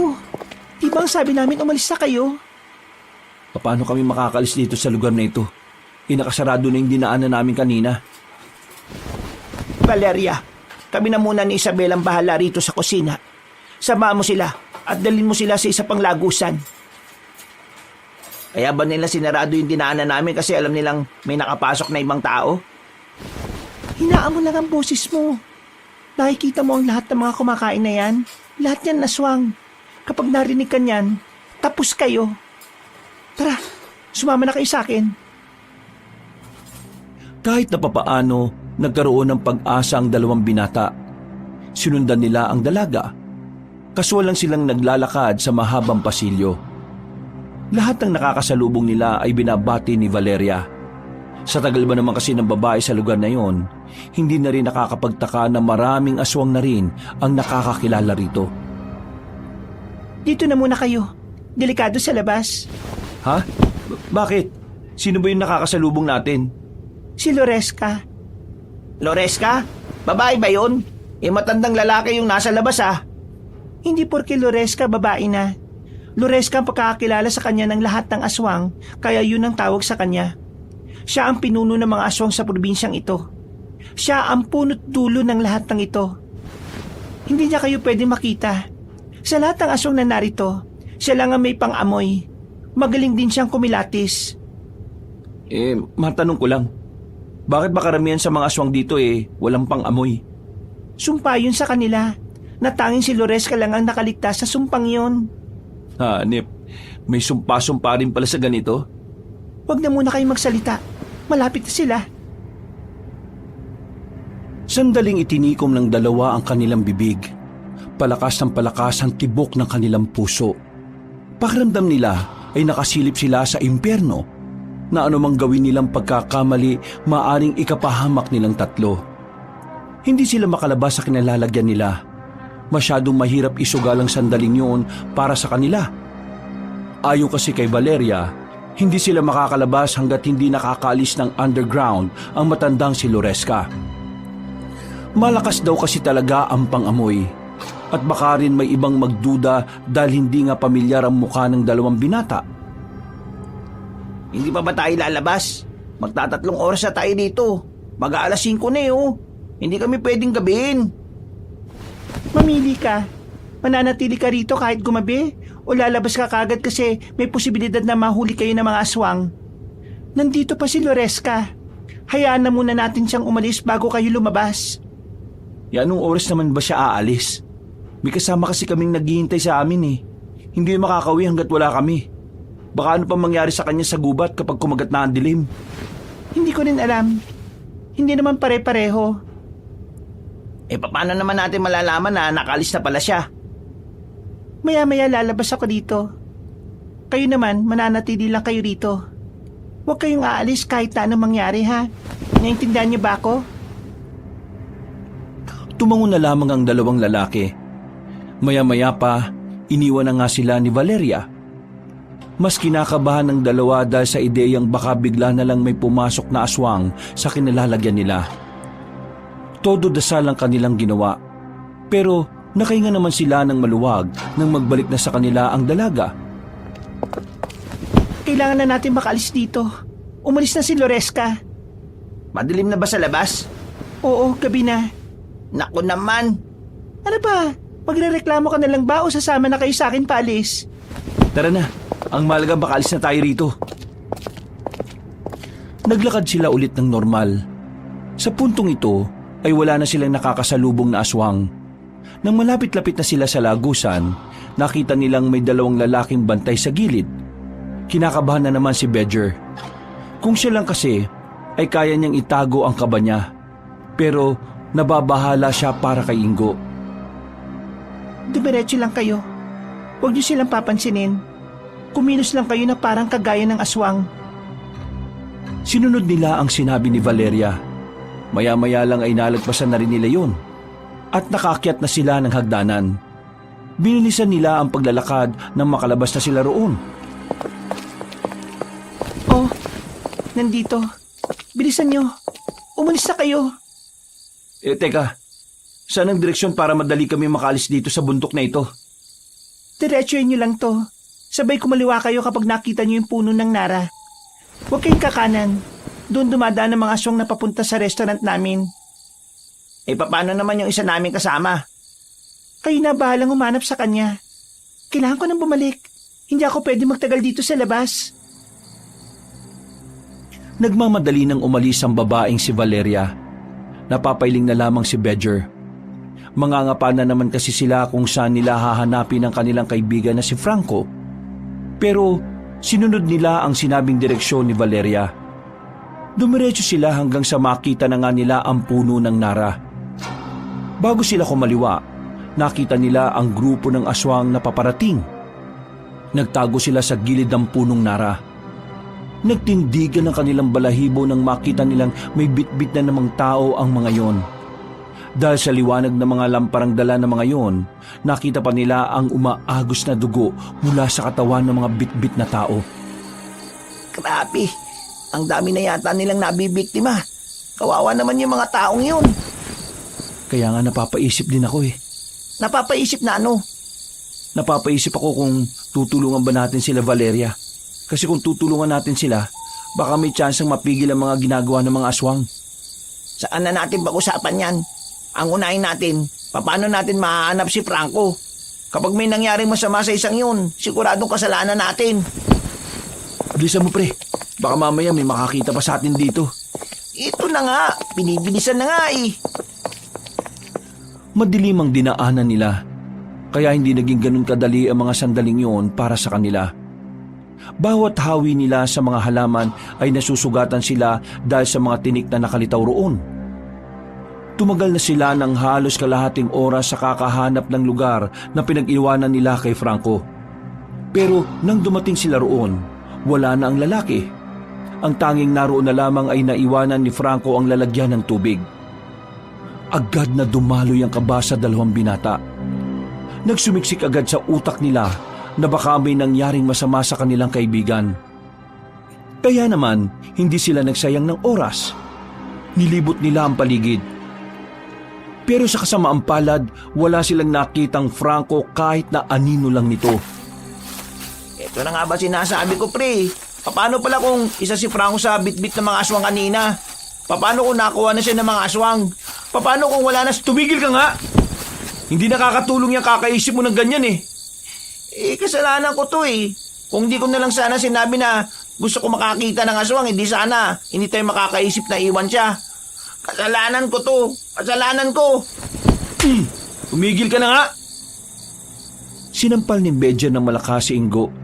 Sa ginawa niyang yon ay tila naalog ang utak nito. Dahilan para matauhan ang binata. Kumalma ka lang, okay? Kalma! Nararamdaman ko na nasa maayos siyang kalagayan. Hindi siya mapapahamak. Kailangan lang natin maging positibo. Naintindihan mo ba ako? Anong gagawin natin ngayon? Hindi tayo uuwi hanggat hindi natin nakikita si Franco. Tumango na lamang si Ingo bilang pagtugon. Nang maging kalmado na si Ingo, ay pinagpatuloy na rin nila ang paghahanap kay Franco. Pero hindi pa man sila nakakalayo, naririnig na nila ang tinig ng binata na sumisigaw-sigaw ng tulong. Ilang sandali pang nabangga sila nito. Nagkauntugan si Bedger at Franco. Malakas ang pagkakauntog kaya hindi agad sila nakatayo. Rico, ano ba? Saan ka ba nagpunta? Bakit ka ba tumatakbo? Pre, kailangan na natin makalis dito, pre. Hinahabol na ako ng mga aswang. Lintik na yan. O sige, takbo na! Kahit na nahihilo pa, pinilit ni Bedger na makatakbo. Ilang metro pa lang ang natatakbo nila nang marinig na nila ang mga angil ng aswang. Marami ding kaluskos at yabag ng mga paa sa paligid. Noong mga sandaling yon, kinakain na naman sila ng matinding kaba. Kahit si Bedger na sinusubukan maging kalmado ay naging tensyonado na rin. Visit, nakatakas nga tayo sa loob. Dito naman sa labas may mga humahabol sa atin. Nagtago sila sa likuran ng mataas na halamanan. Hingal na hingal ang tatlo sa kakatakbo. Ni hindi na nga rin nila maramdaman ang mga gasgas sa binti at paa nila. Tahimik ang paligid. Biglang hindi na nila narinig ang aswang na humahabol sa kanila. Bagay na mas lalo nilang ikinabahala. Ano ba nangyari? Sabi namin hintayin mo kami dun eh. Bakit nawala ka? Baliw ka ba? Malamang aalis ako dun. Kahit sino naman na makakita ng mga taong may bitbit na bangkay, talagang tatakbo ka eh. Tapos, narinig ko pa na kakainin nila yon. Kayo kasi ang buwisit eh. Naghintay ako dun hanggang dumilim. Tapos, ngayon lang kayo bumalik. Ano ba nangyari sa inyo? Muntikan na rin kami sa loob. Yung naririnig kasi natin sa ilalim ng lupa, lungga pala ng mga aswang. Maraming aswang doon kasi meron silang restaurant na kung saan puro aswang lang ang kumakain doon. Alam mo kung anong nakakawindang? 3 normal na taong kusinera nila dun. Ha? Ang labo ah. Biyag ng mga aswang yung pamilya ng 3 kusinera. Wala silang magawa kundi magsilbi sa mga aswang na yun. Kasi kung hindi, mamamatay ang pamilya nila. Jesus, pambirang buhay to. May ganyan na palang nangyayari. Kung isumbong na natin to sa mga pulis. Tingin mo maniniwala sa'yo yung mga pulis. At delikado yung naiisip mo ha. Kasi kanina narinig ko may ibang aswang din na pulis. Paano kung sila yung mapagsumbungan natin? Di todas tayo. Sa isang tao lang tayo magsusumbong at hihingi ng tulong. Kay Bentong. Bentong? Sino naman yung siraulo na yun? Sabi ng isa sa mga kusinera, albularyo daw si Bentong. May alam sa aswang. Kaya matutulungan niya tayo mapalaya yung 3 kusinera. Kasi itong 3 kusinera ay mga albularya din. May kaalaman daw ang mga yon sa mga ritual na magpapahina sa mga aswang. Ay naku, sumasakit ang ulo ko sa inyo. Ang daming ganap. Ganyan talaga kapag mahina utak. Nasakit ang ulo. Bigwasan kaya kita dyan para malaman natin kung malakas ang dibdib mo. Huy, tama na yan.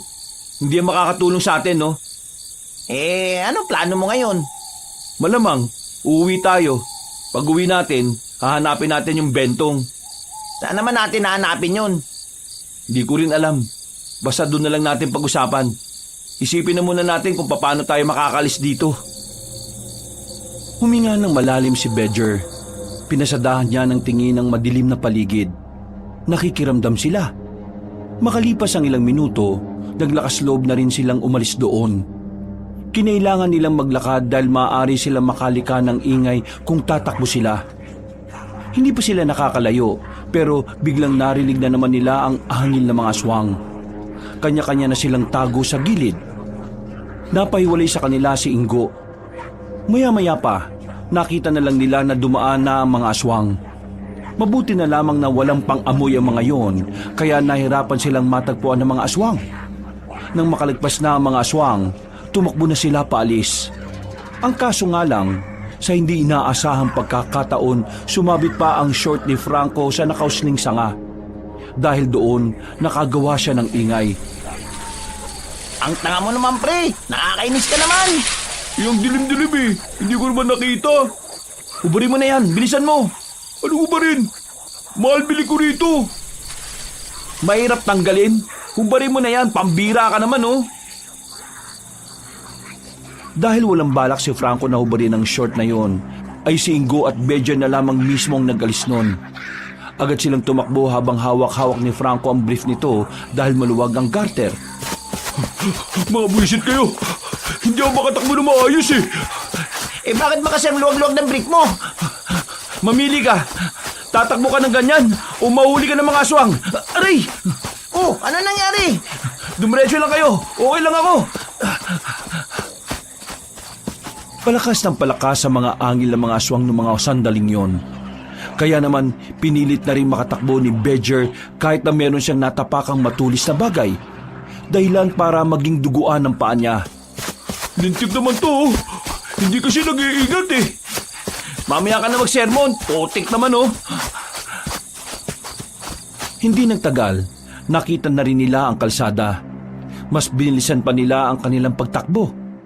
Nang marating na nila yon, napansin nilang hindi na sumusunod ang mga aswang sa kanila. Sinamantala na nila ang pagkakataon. Kumaripas pa sila ng kumaripas. Nang medyo malayo na sila roon, ay tumigil na muna sila sa gilid ng kalsada. Pre, ayos ka lang? Oh, ayos lang ako. Masakit lang ng kaunti. May natapakan yata akong bote kanina eh. Ako hindi ayos. Nahahamugan na itong betlog ko eh. Wala na ba yung mga aswang? Parang hindi ko na kaya maglakad eh. Lalong sumasakit kapag tinatapak ko. Franco, buhatin mo na lang si Badger. Ha? Buwang ka ba? Kita mo ang luwag ng brief ko? Buhatin mo na si Badger. Ako nang hawak sa brief mo para hindi malaglag. Wag na. Magpahinga na lang muna tayo. Maya-maya eh, kaya ko na ulit maglakad. Pasensya na kayo ha. Pasensya sa alin. Pasensya na kasi nadamay pa kayo rito. Ako lang naman ang may gusto makuha yung mga sangkap eh. Pero pati tuloy kayo, nasa alanganin din ang buhay nyo. Ano ka ba? Hindi ka naman namin sinisisi, no? Kahit na, kung hindi nyo ako sinamahan, wala kayo rito. Hindi kayo malalagay sa ganitong senaryo. Pre, magtino ka nga. Wala namang sumisisi sa iyo eh. Nandito kami kasi gusto naming tulungan ka. Kasi ang tagumpay mo, tagumpay na rin namin. Gusto namin makuha mo at maiuwi mo yung sangkap kasi gusto namin makatikim na masarap na adobo mo. Hindi yung puro ka na lamang imbento. Inakbayan ni Ingo si Badger para pagaanin ang kalooban nito. Bumuntong hininga na lamang din ang binata. Napapangiti siya. Nagpapasalamat siya dahil kahit na hindi naging maganda ang paglalakbay nila, hindi pa rin nagagalit sa kanya ang dalawa niyang kaibigan. Ang problema natin ngayon, paano tayo uuwi? Saan kaya dito yung dadaanan natin? Tingin ko dito eh. Oo, dyan siguro. Diyan na lang tayo dumaan. Pero mas maganda siguro kung magpapaumaga na tayo dito. Saan tayo matutulog? Doon oh. Tinuro ni Badger ang lumang waiting shed sa kabilang kalsada. Lumapit sila roon at inayos nila ang mga nakatambak na kahoy doon. Naglatag na lang din sila ng dahon ng saging na nakuha nila sa gilid ng kalsada. O sige na, pahinga na muna kayo. Ako na lang muna magbabantay. Franco, pre, gusto mong palit muna tayo ng brief? Sira ulo ka ba? Nanahimik na lamang sila noong mga sandaling yon. Sinamantala nila ang katahimikan ng gabi para magpahinga. Pero kahit na anong gawin nila, hindi pa rin sila makatulog. Hindi sila komportable sa lugar. Pre, kumusta yung sugat mo? Masakit pa rin. Pero buti tumigil na sa paglabas ng dugo. Kung hindi mo pa rin kayang maglakad mamaya, ipapasa na lang kita ah. Basta, pairam ng short mo ah. Loko, di ako naman yung nakabrief lang. Alauna na ng madaling araw noon. Hindi pa rin nawawala ang kaba nila sa dibdib. Nakakadagdag pa sa pananayo ng kanilang balahibo ay ang malamig na simoy ng hangin. Pero wala silang magawa. Hinintay na lang talaga nilang sumapit ang kinaumagahan, saka pa lang sila nagkaroon ng lakas ng loob umalis. Sa kanilang paglalakad, may tricycle silang nasakyan. Naawa sa kanila ang driver nang malaman na sugatan si Bedger. At nang makitang walang short si Franco. Mga bandang 8:00 ng umaga, nakabalik na rin sila ng kanilang baryo. Agad silang nagtungo sa bahay ni Bedger para makapagpalit ng suot. Nilinisan na rin nila ang kanilang mga sugat, lalong-lalo na ang kay Bedger. Pagsapit ng tanghali, biglang sumakit ang paa ni Bedger, pero sakto naman na napadaan sa bahay niya si Mang Ben. Nalaman na meron siyang sugat sa paa.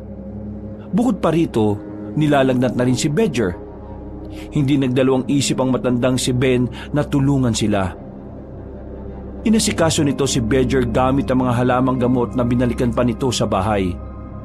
Nagtataka nga sila nung oras na yon kung bakit parang mahusay na manggagamot si Mang Ben. Samantalang ang pagkakaalam lang naman nila ay masarap itong magluto. Dakong 12:00, naging maayos na rin ang pakiramdam ni Bedger. Namamangha si Bedger para kasing may himalang nangyaring nawala na ang lagnat niya. At hindi na rin masakit ang sugat niya sa paa. Naitutukod na nga rin niya ang kanyang paa. Mang Ben, maraming salamat ha. Ang galing mo. Nawala agad yung kirot ng paa ko. Pero, doktor ka ba? Bakit may alam ka sa ganito?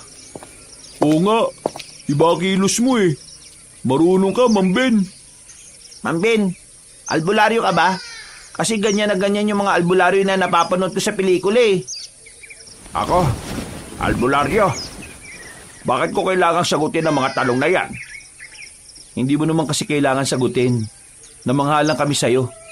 Hindi ka lang pala magaling magluto, magaling ka rin manggamot. At saka, kung albularyo ka kasi, itatanong sana namin kung may kilala kang Mang Bentong. Nang sabihin ni Bedger ang pangalan na yon, ay nagbago ang reaksyon ng mukha ni Mang Ben. Sumeryoso ito bigla. Akala tuloy ng 3 binata ay meron silang nasabing hindi maganda. Mang Ben, bakit? Galit po ba kayo kasi tanong kami ng tanong? Hindi ako galit. Pero saan nyo naman nakuha yung pangalang Bentong? Nagkatinginan ng 3 magkakaibigan. Naguguluhan sila sa naging reaksyon sa kanila na matandang si Ben. Maniniwala po ba kayo sa sasabihin namin? Ay bakit? Ano bang meron? Nung kinuha namin yung sangkap na sinasabi nyo, meron kami natuklasan na underground. Yung underground na yon, lungga ng mga aswang. Tapos, meron silang sikretong restaurant doon. Mga aswang ang kumakain doon. Pero yung mga kusinera, 3 albularya. Si Aling Demetria, siya ang nagsabi sa amin na hanapin namin si Mang Bentong para tulungan silang makalaya at makaligtas ang pamilya nila. Kailangan daw nila makalis doon kasi sila ang gagawa ng ritual para mapahina yung mga aswang eh. Si Demetria? Buhay si Demetria? Bakit o? Kilala niyo ba si Aling Demetria? Abay, oo naman. Kaibigan ko yun eh. Eh di kilala nyo si Mang Bentong. Ako si Mang Bentong. Kayo? Paano? Ah, tama. Mang Ben. Tapos, Mang Bentong. Diyos ko, hindi namin naisip yun ah. Pinaiksing Ben yung Bentong. Eh, wala naman kasi sa itsura mo na albularyo ka eh. Eh, ano palang nangyari? Kwento mo nga sa amin. Magkakilala na kami noon pa. Makakasama kami sa isang organisasyon. Pero nabuwag kami nung mamatay ang mga kasamahan namin ng dahil sa mga aswang na yon. Mula noon, nawalan na ako ng balita sa kanya 4 na taon na nakakalipas.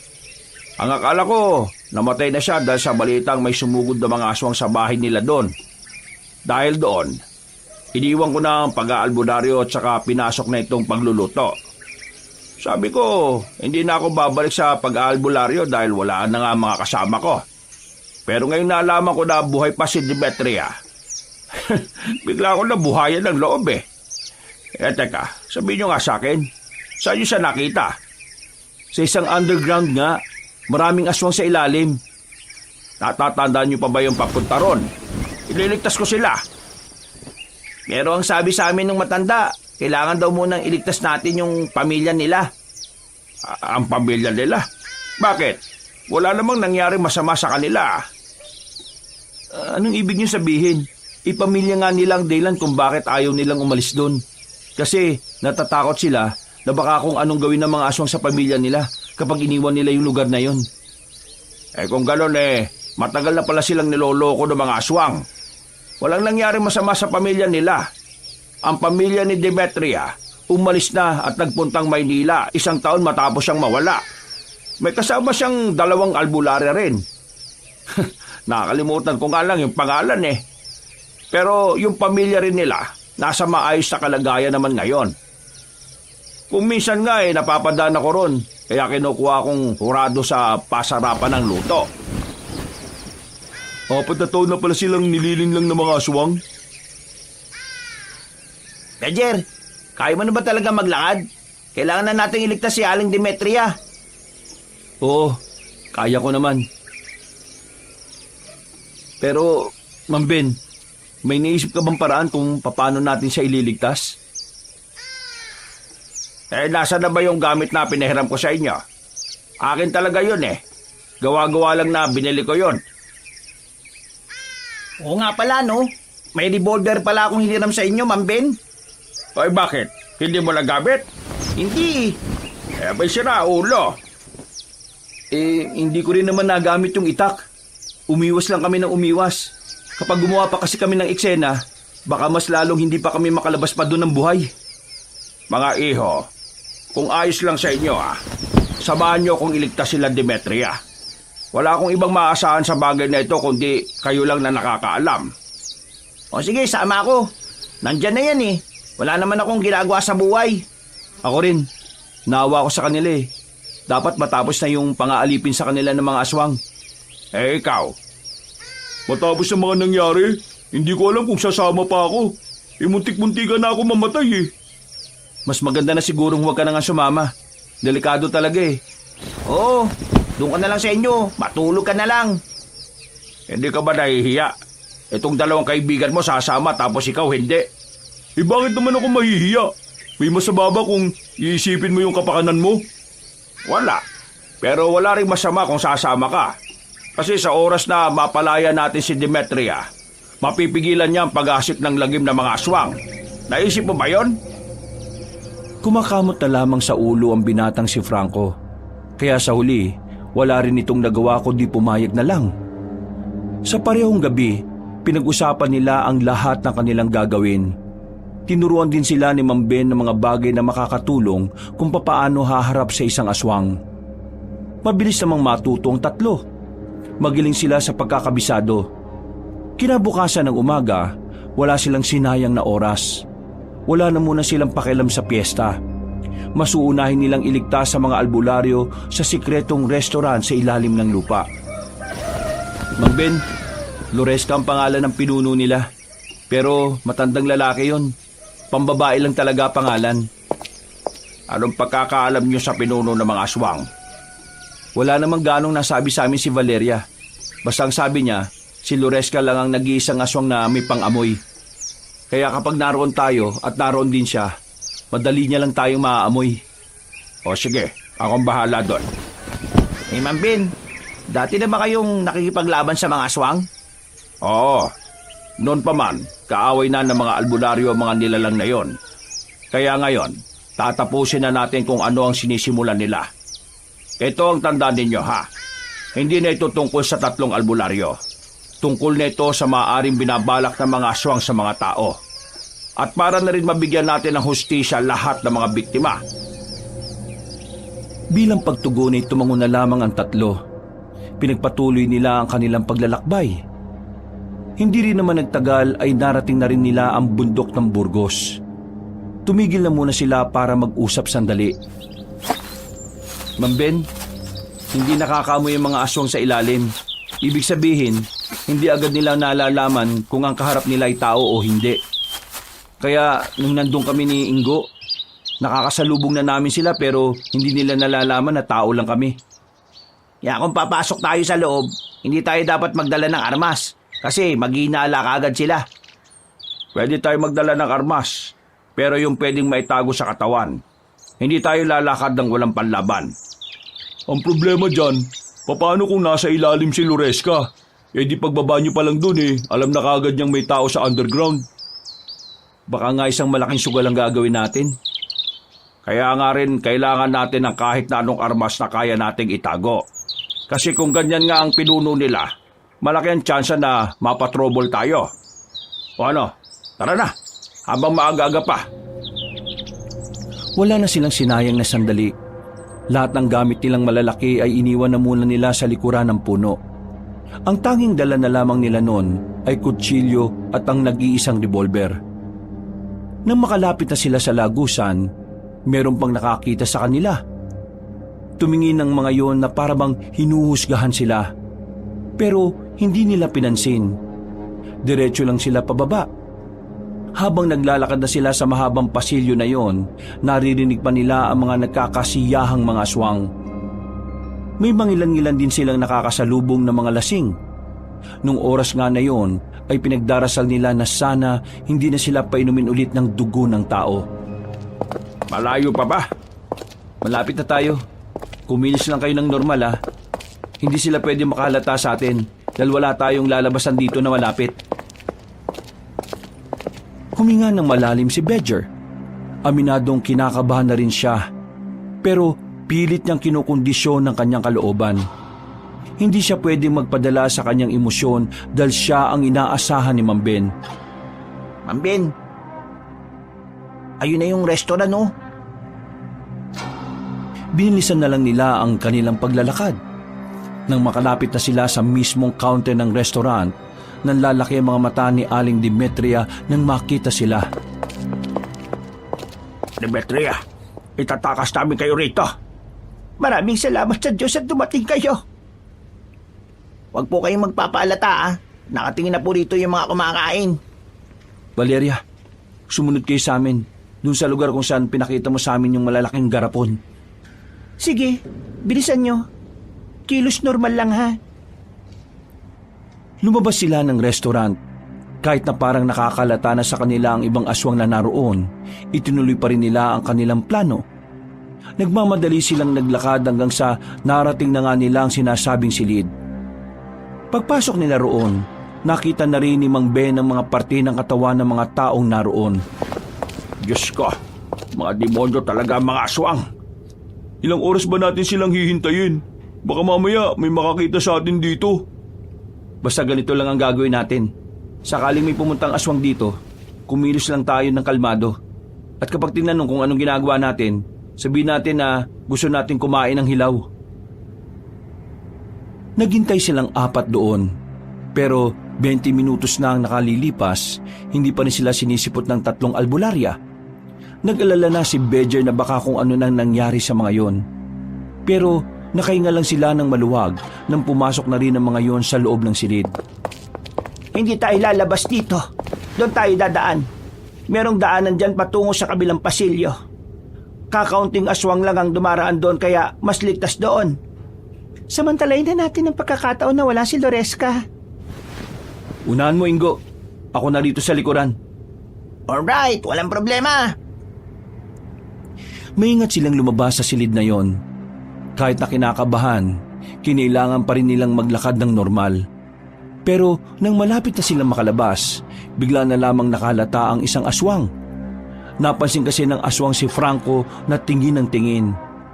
Maya-maya pa, Umalulong na ang mga aswang na yon, dahilan para tuluyan ng maalarma ang mga nilalang.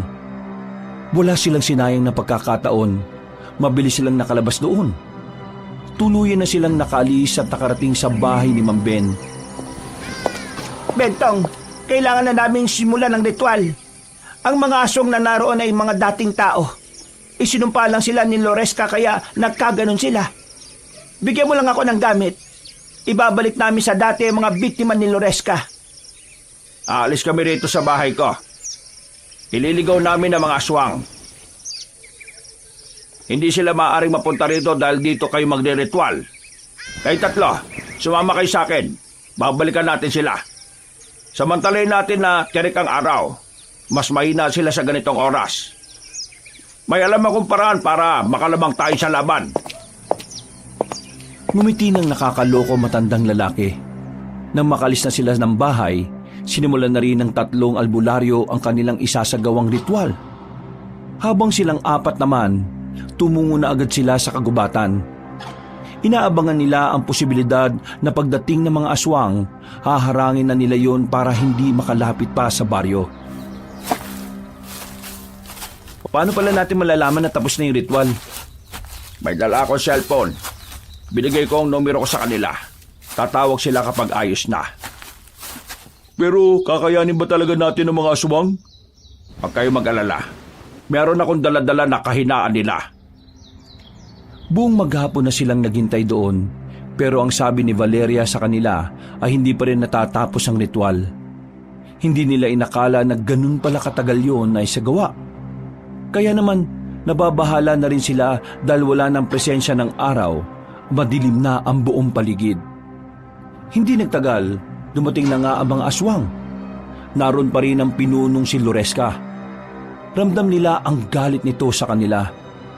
Pumalibot naman sa kanila ang mga tauhan ng pinunong aswang. Akala mo ba matatalo mo ako? Ito lang katapat ninyo. At ano naman yung mga nasa garapon na yan? Gusto mong malaman? Amuin mo! Bigla-bigla na lang binasag ni Mang Ben ang garapon sa harapan ng mga aswang. Tila tuwang-tuwa pa ito ng mga sandaling yon. Nagawa pa talaga nitong ipaliwanag kung papaano niya nagawa ang bagay na yon. Ang garapon na yan ay ang inipong kong utot sa loob ng 4 na taon. May basbas yan ang pinakamalakas na albularyo ng Mindanao. Ang sino mang makakalanghap nito ay makakaramdam na matinding pagkahilo at paghihina. Ako lang ang hindi maapektuhan dahil utot ko yan. Nagkakamali ka yata ng pagkakaintindi sa kakayahan ko. Napansin na lamang ni Mang Ben na unti-unti nang napahiga ang mga aswang. Pagtingin naman niya sa 3 binata ay naapektuhan din pala ang mga yon. Pambira ka naman, Mang Ben. Pati kami apektado eh. Ay, oo nga pala. Nawala sa isip ko. Pero ayos na yan. Ang malaga, maglalabang kami nitong matandang to ng kami lang. Manda ka! Lumusob na si Mang Ben. Tinaga niya yon ng ilang beses. Pero nagagawa siyang ilagan ni Loresca. Nang mahawakan nito ang kanyang kamay, agad siya nitong hinila at binuhat. Binalibag siya sa lapag na parabang isa lang siyang papel. Tumama ang likod ni Mang Ben sa lapag. Pero sinubukan pa rin itong makabangon. Muli itong umatake. Pero sa puntong yon ay kamao na lamang ang gamit nito. Kaso nahawakan siya ulit ni Loresca.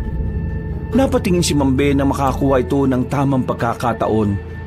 Nasuntok niya sa mukha ang aswang. Nanggigigil ito sa kanya. Tuluyan ang pumangit ang itsura ni Loresco. Galit na galit ito habang nagpapalit yun ng anyo. Kinuha ulit ni Mang Ben ang itak. Tinaga niya yon pero agad ulit yung nakailag. Walang iya ka! Mailap ka pala talaga! Ang aswang naman ang umatake sa kanya. Hinuwakan siya sa damit. Akmang ililipad siya sa itaas pero sinuntok niya ang aswang sa pagitan ng hita. Nabitiwan siya agad nun. Namimilipit sa sakit ang aswang. Wisit ka! Bakit mo ako pinayagan? Baka hindi na ako magkaanak nito Magtigil ka nga, aswang ka! Matanda ka na! Hindi na titigas yung manoy pa! Bakit ganyan kayo mag-usap? Magkaibigan ba kayo? Wala akong kaibigan na ganyang kapagit. Manda ka sa akin, aswang! Tatapusin na kita! Muling tinaga ni Ma'am Ben si Loresca, pero nakailag yon sa kanya. Umatras ang aswang, pero bigla itong nawala ng balanse kaya natumba si Loresca. Malakas ang pagkakabagsak nito. Tumama ang ulo nito sa bato. Nagtataka sila kung bakit hindi na yung bumangon. Nang lapitan niyo ni Ma'am Ben, napagtanto niyang wala na yung malay. Hindi man lang ako pinagpawisan. Nakakadismaya naman tong laban na ito. Namatay dahil sa bagok yung kalabang ko eh. Ma'am Ben, hindi pa rin kami makabangon. Ang baho talaga ng utot mo. Ma'am Ben, sa likod mo! Huwag ka muna magdiwang! Nanlaki mga mata ni Ma'am Ben na makitang bumangon ng mga aswang. Pero hindi na itsurang aswang ang mga yon. Bumalik na sa dating anyo. Mga kapwa nagtataka kung ano ang mga nangyari. Wala silang maalala. Tapos na ang laban natin. Nakabalik na sa dati ang mga isinumpang aswang. Hanggang sa makauwi sila sa bahay nila Ma'am Ben, hindi pa rin makapaniwala si Bedger sa mga nangyari. Kahit na nanalo naman sila sa laban, parang hindi niya kayang tanggapin na sobrang daling namatay ang pinuno ng mga aswang. Ang inakala niya kasi, mas malalagay sa alanganin ang buhay nilang lahat. Pero sobrang layo ng nangyari sa inaasahan niya. Ganun pa man, masaya na rin siya dahil nakatulong sila sa misyon ng mga albularya. At dahil na nga rin doon, payapa na ulit ang kaisipan ni Bedger. 2 araw matapos matalo ang pinuno ng mga aswang, sumabak na ulit si Bedger sa kompetisyon ng pagluluto. Yun na ang huling araw ng pista. Kaya yun na rin ang huling kompetisyon na gusto niyang ipanalo. Natapos ang paligsahan. Nabigo na naman siyang manalo. Tinulungan na siya ni Aling Demetria at Valencia. Pero kahit na ganoon, wala pa ring nangyari. Kahit kasi nilagyan nila ng mga bagong sangkap ang adobo, hindi pa rin talaga siya matahimik kaya nilagyan niya ulit ito ng pechay. Napapakamot na lamang sa ulo si Ma'am Ben sa kanya. Ganon din naman ang dalawa niyang kaibigan. Hindi man niya nasungkit ang pagkapanalo, kahit na papaano ay masaya na rin siya dahil natulungan niya sina Aling Demetria at Valeria. Mula noon, wala ng aswang ang nagpakita sa kanilang lugar. Ang sikretong restaurant naman ay sinunog na rin nila para hindi na magamit pa ng iba. Sa mga sumunod na taon, nakakakuha na rin naman ng pagkapanalo si Bedger. Pero ang mas mahalaga na lang sa kanya ay meron na siyang ulit panibagong pamilya. Pamilyang matatawag niyang tahanan kahit na hindi naman sila makakadugo. Pamilyang maaari niyang masandalan sakaling muling magkaroon ng puwersa ng kadiliman. Wakas!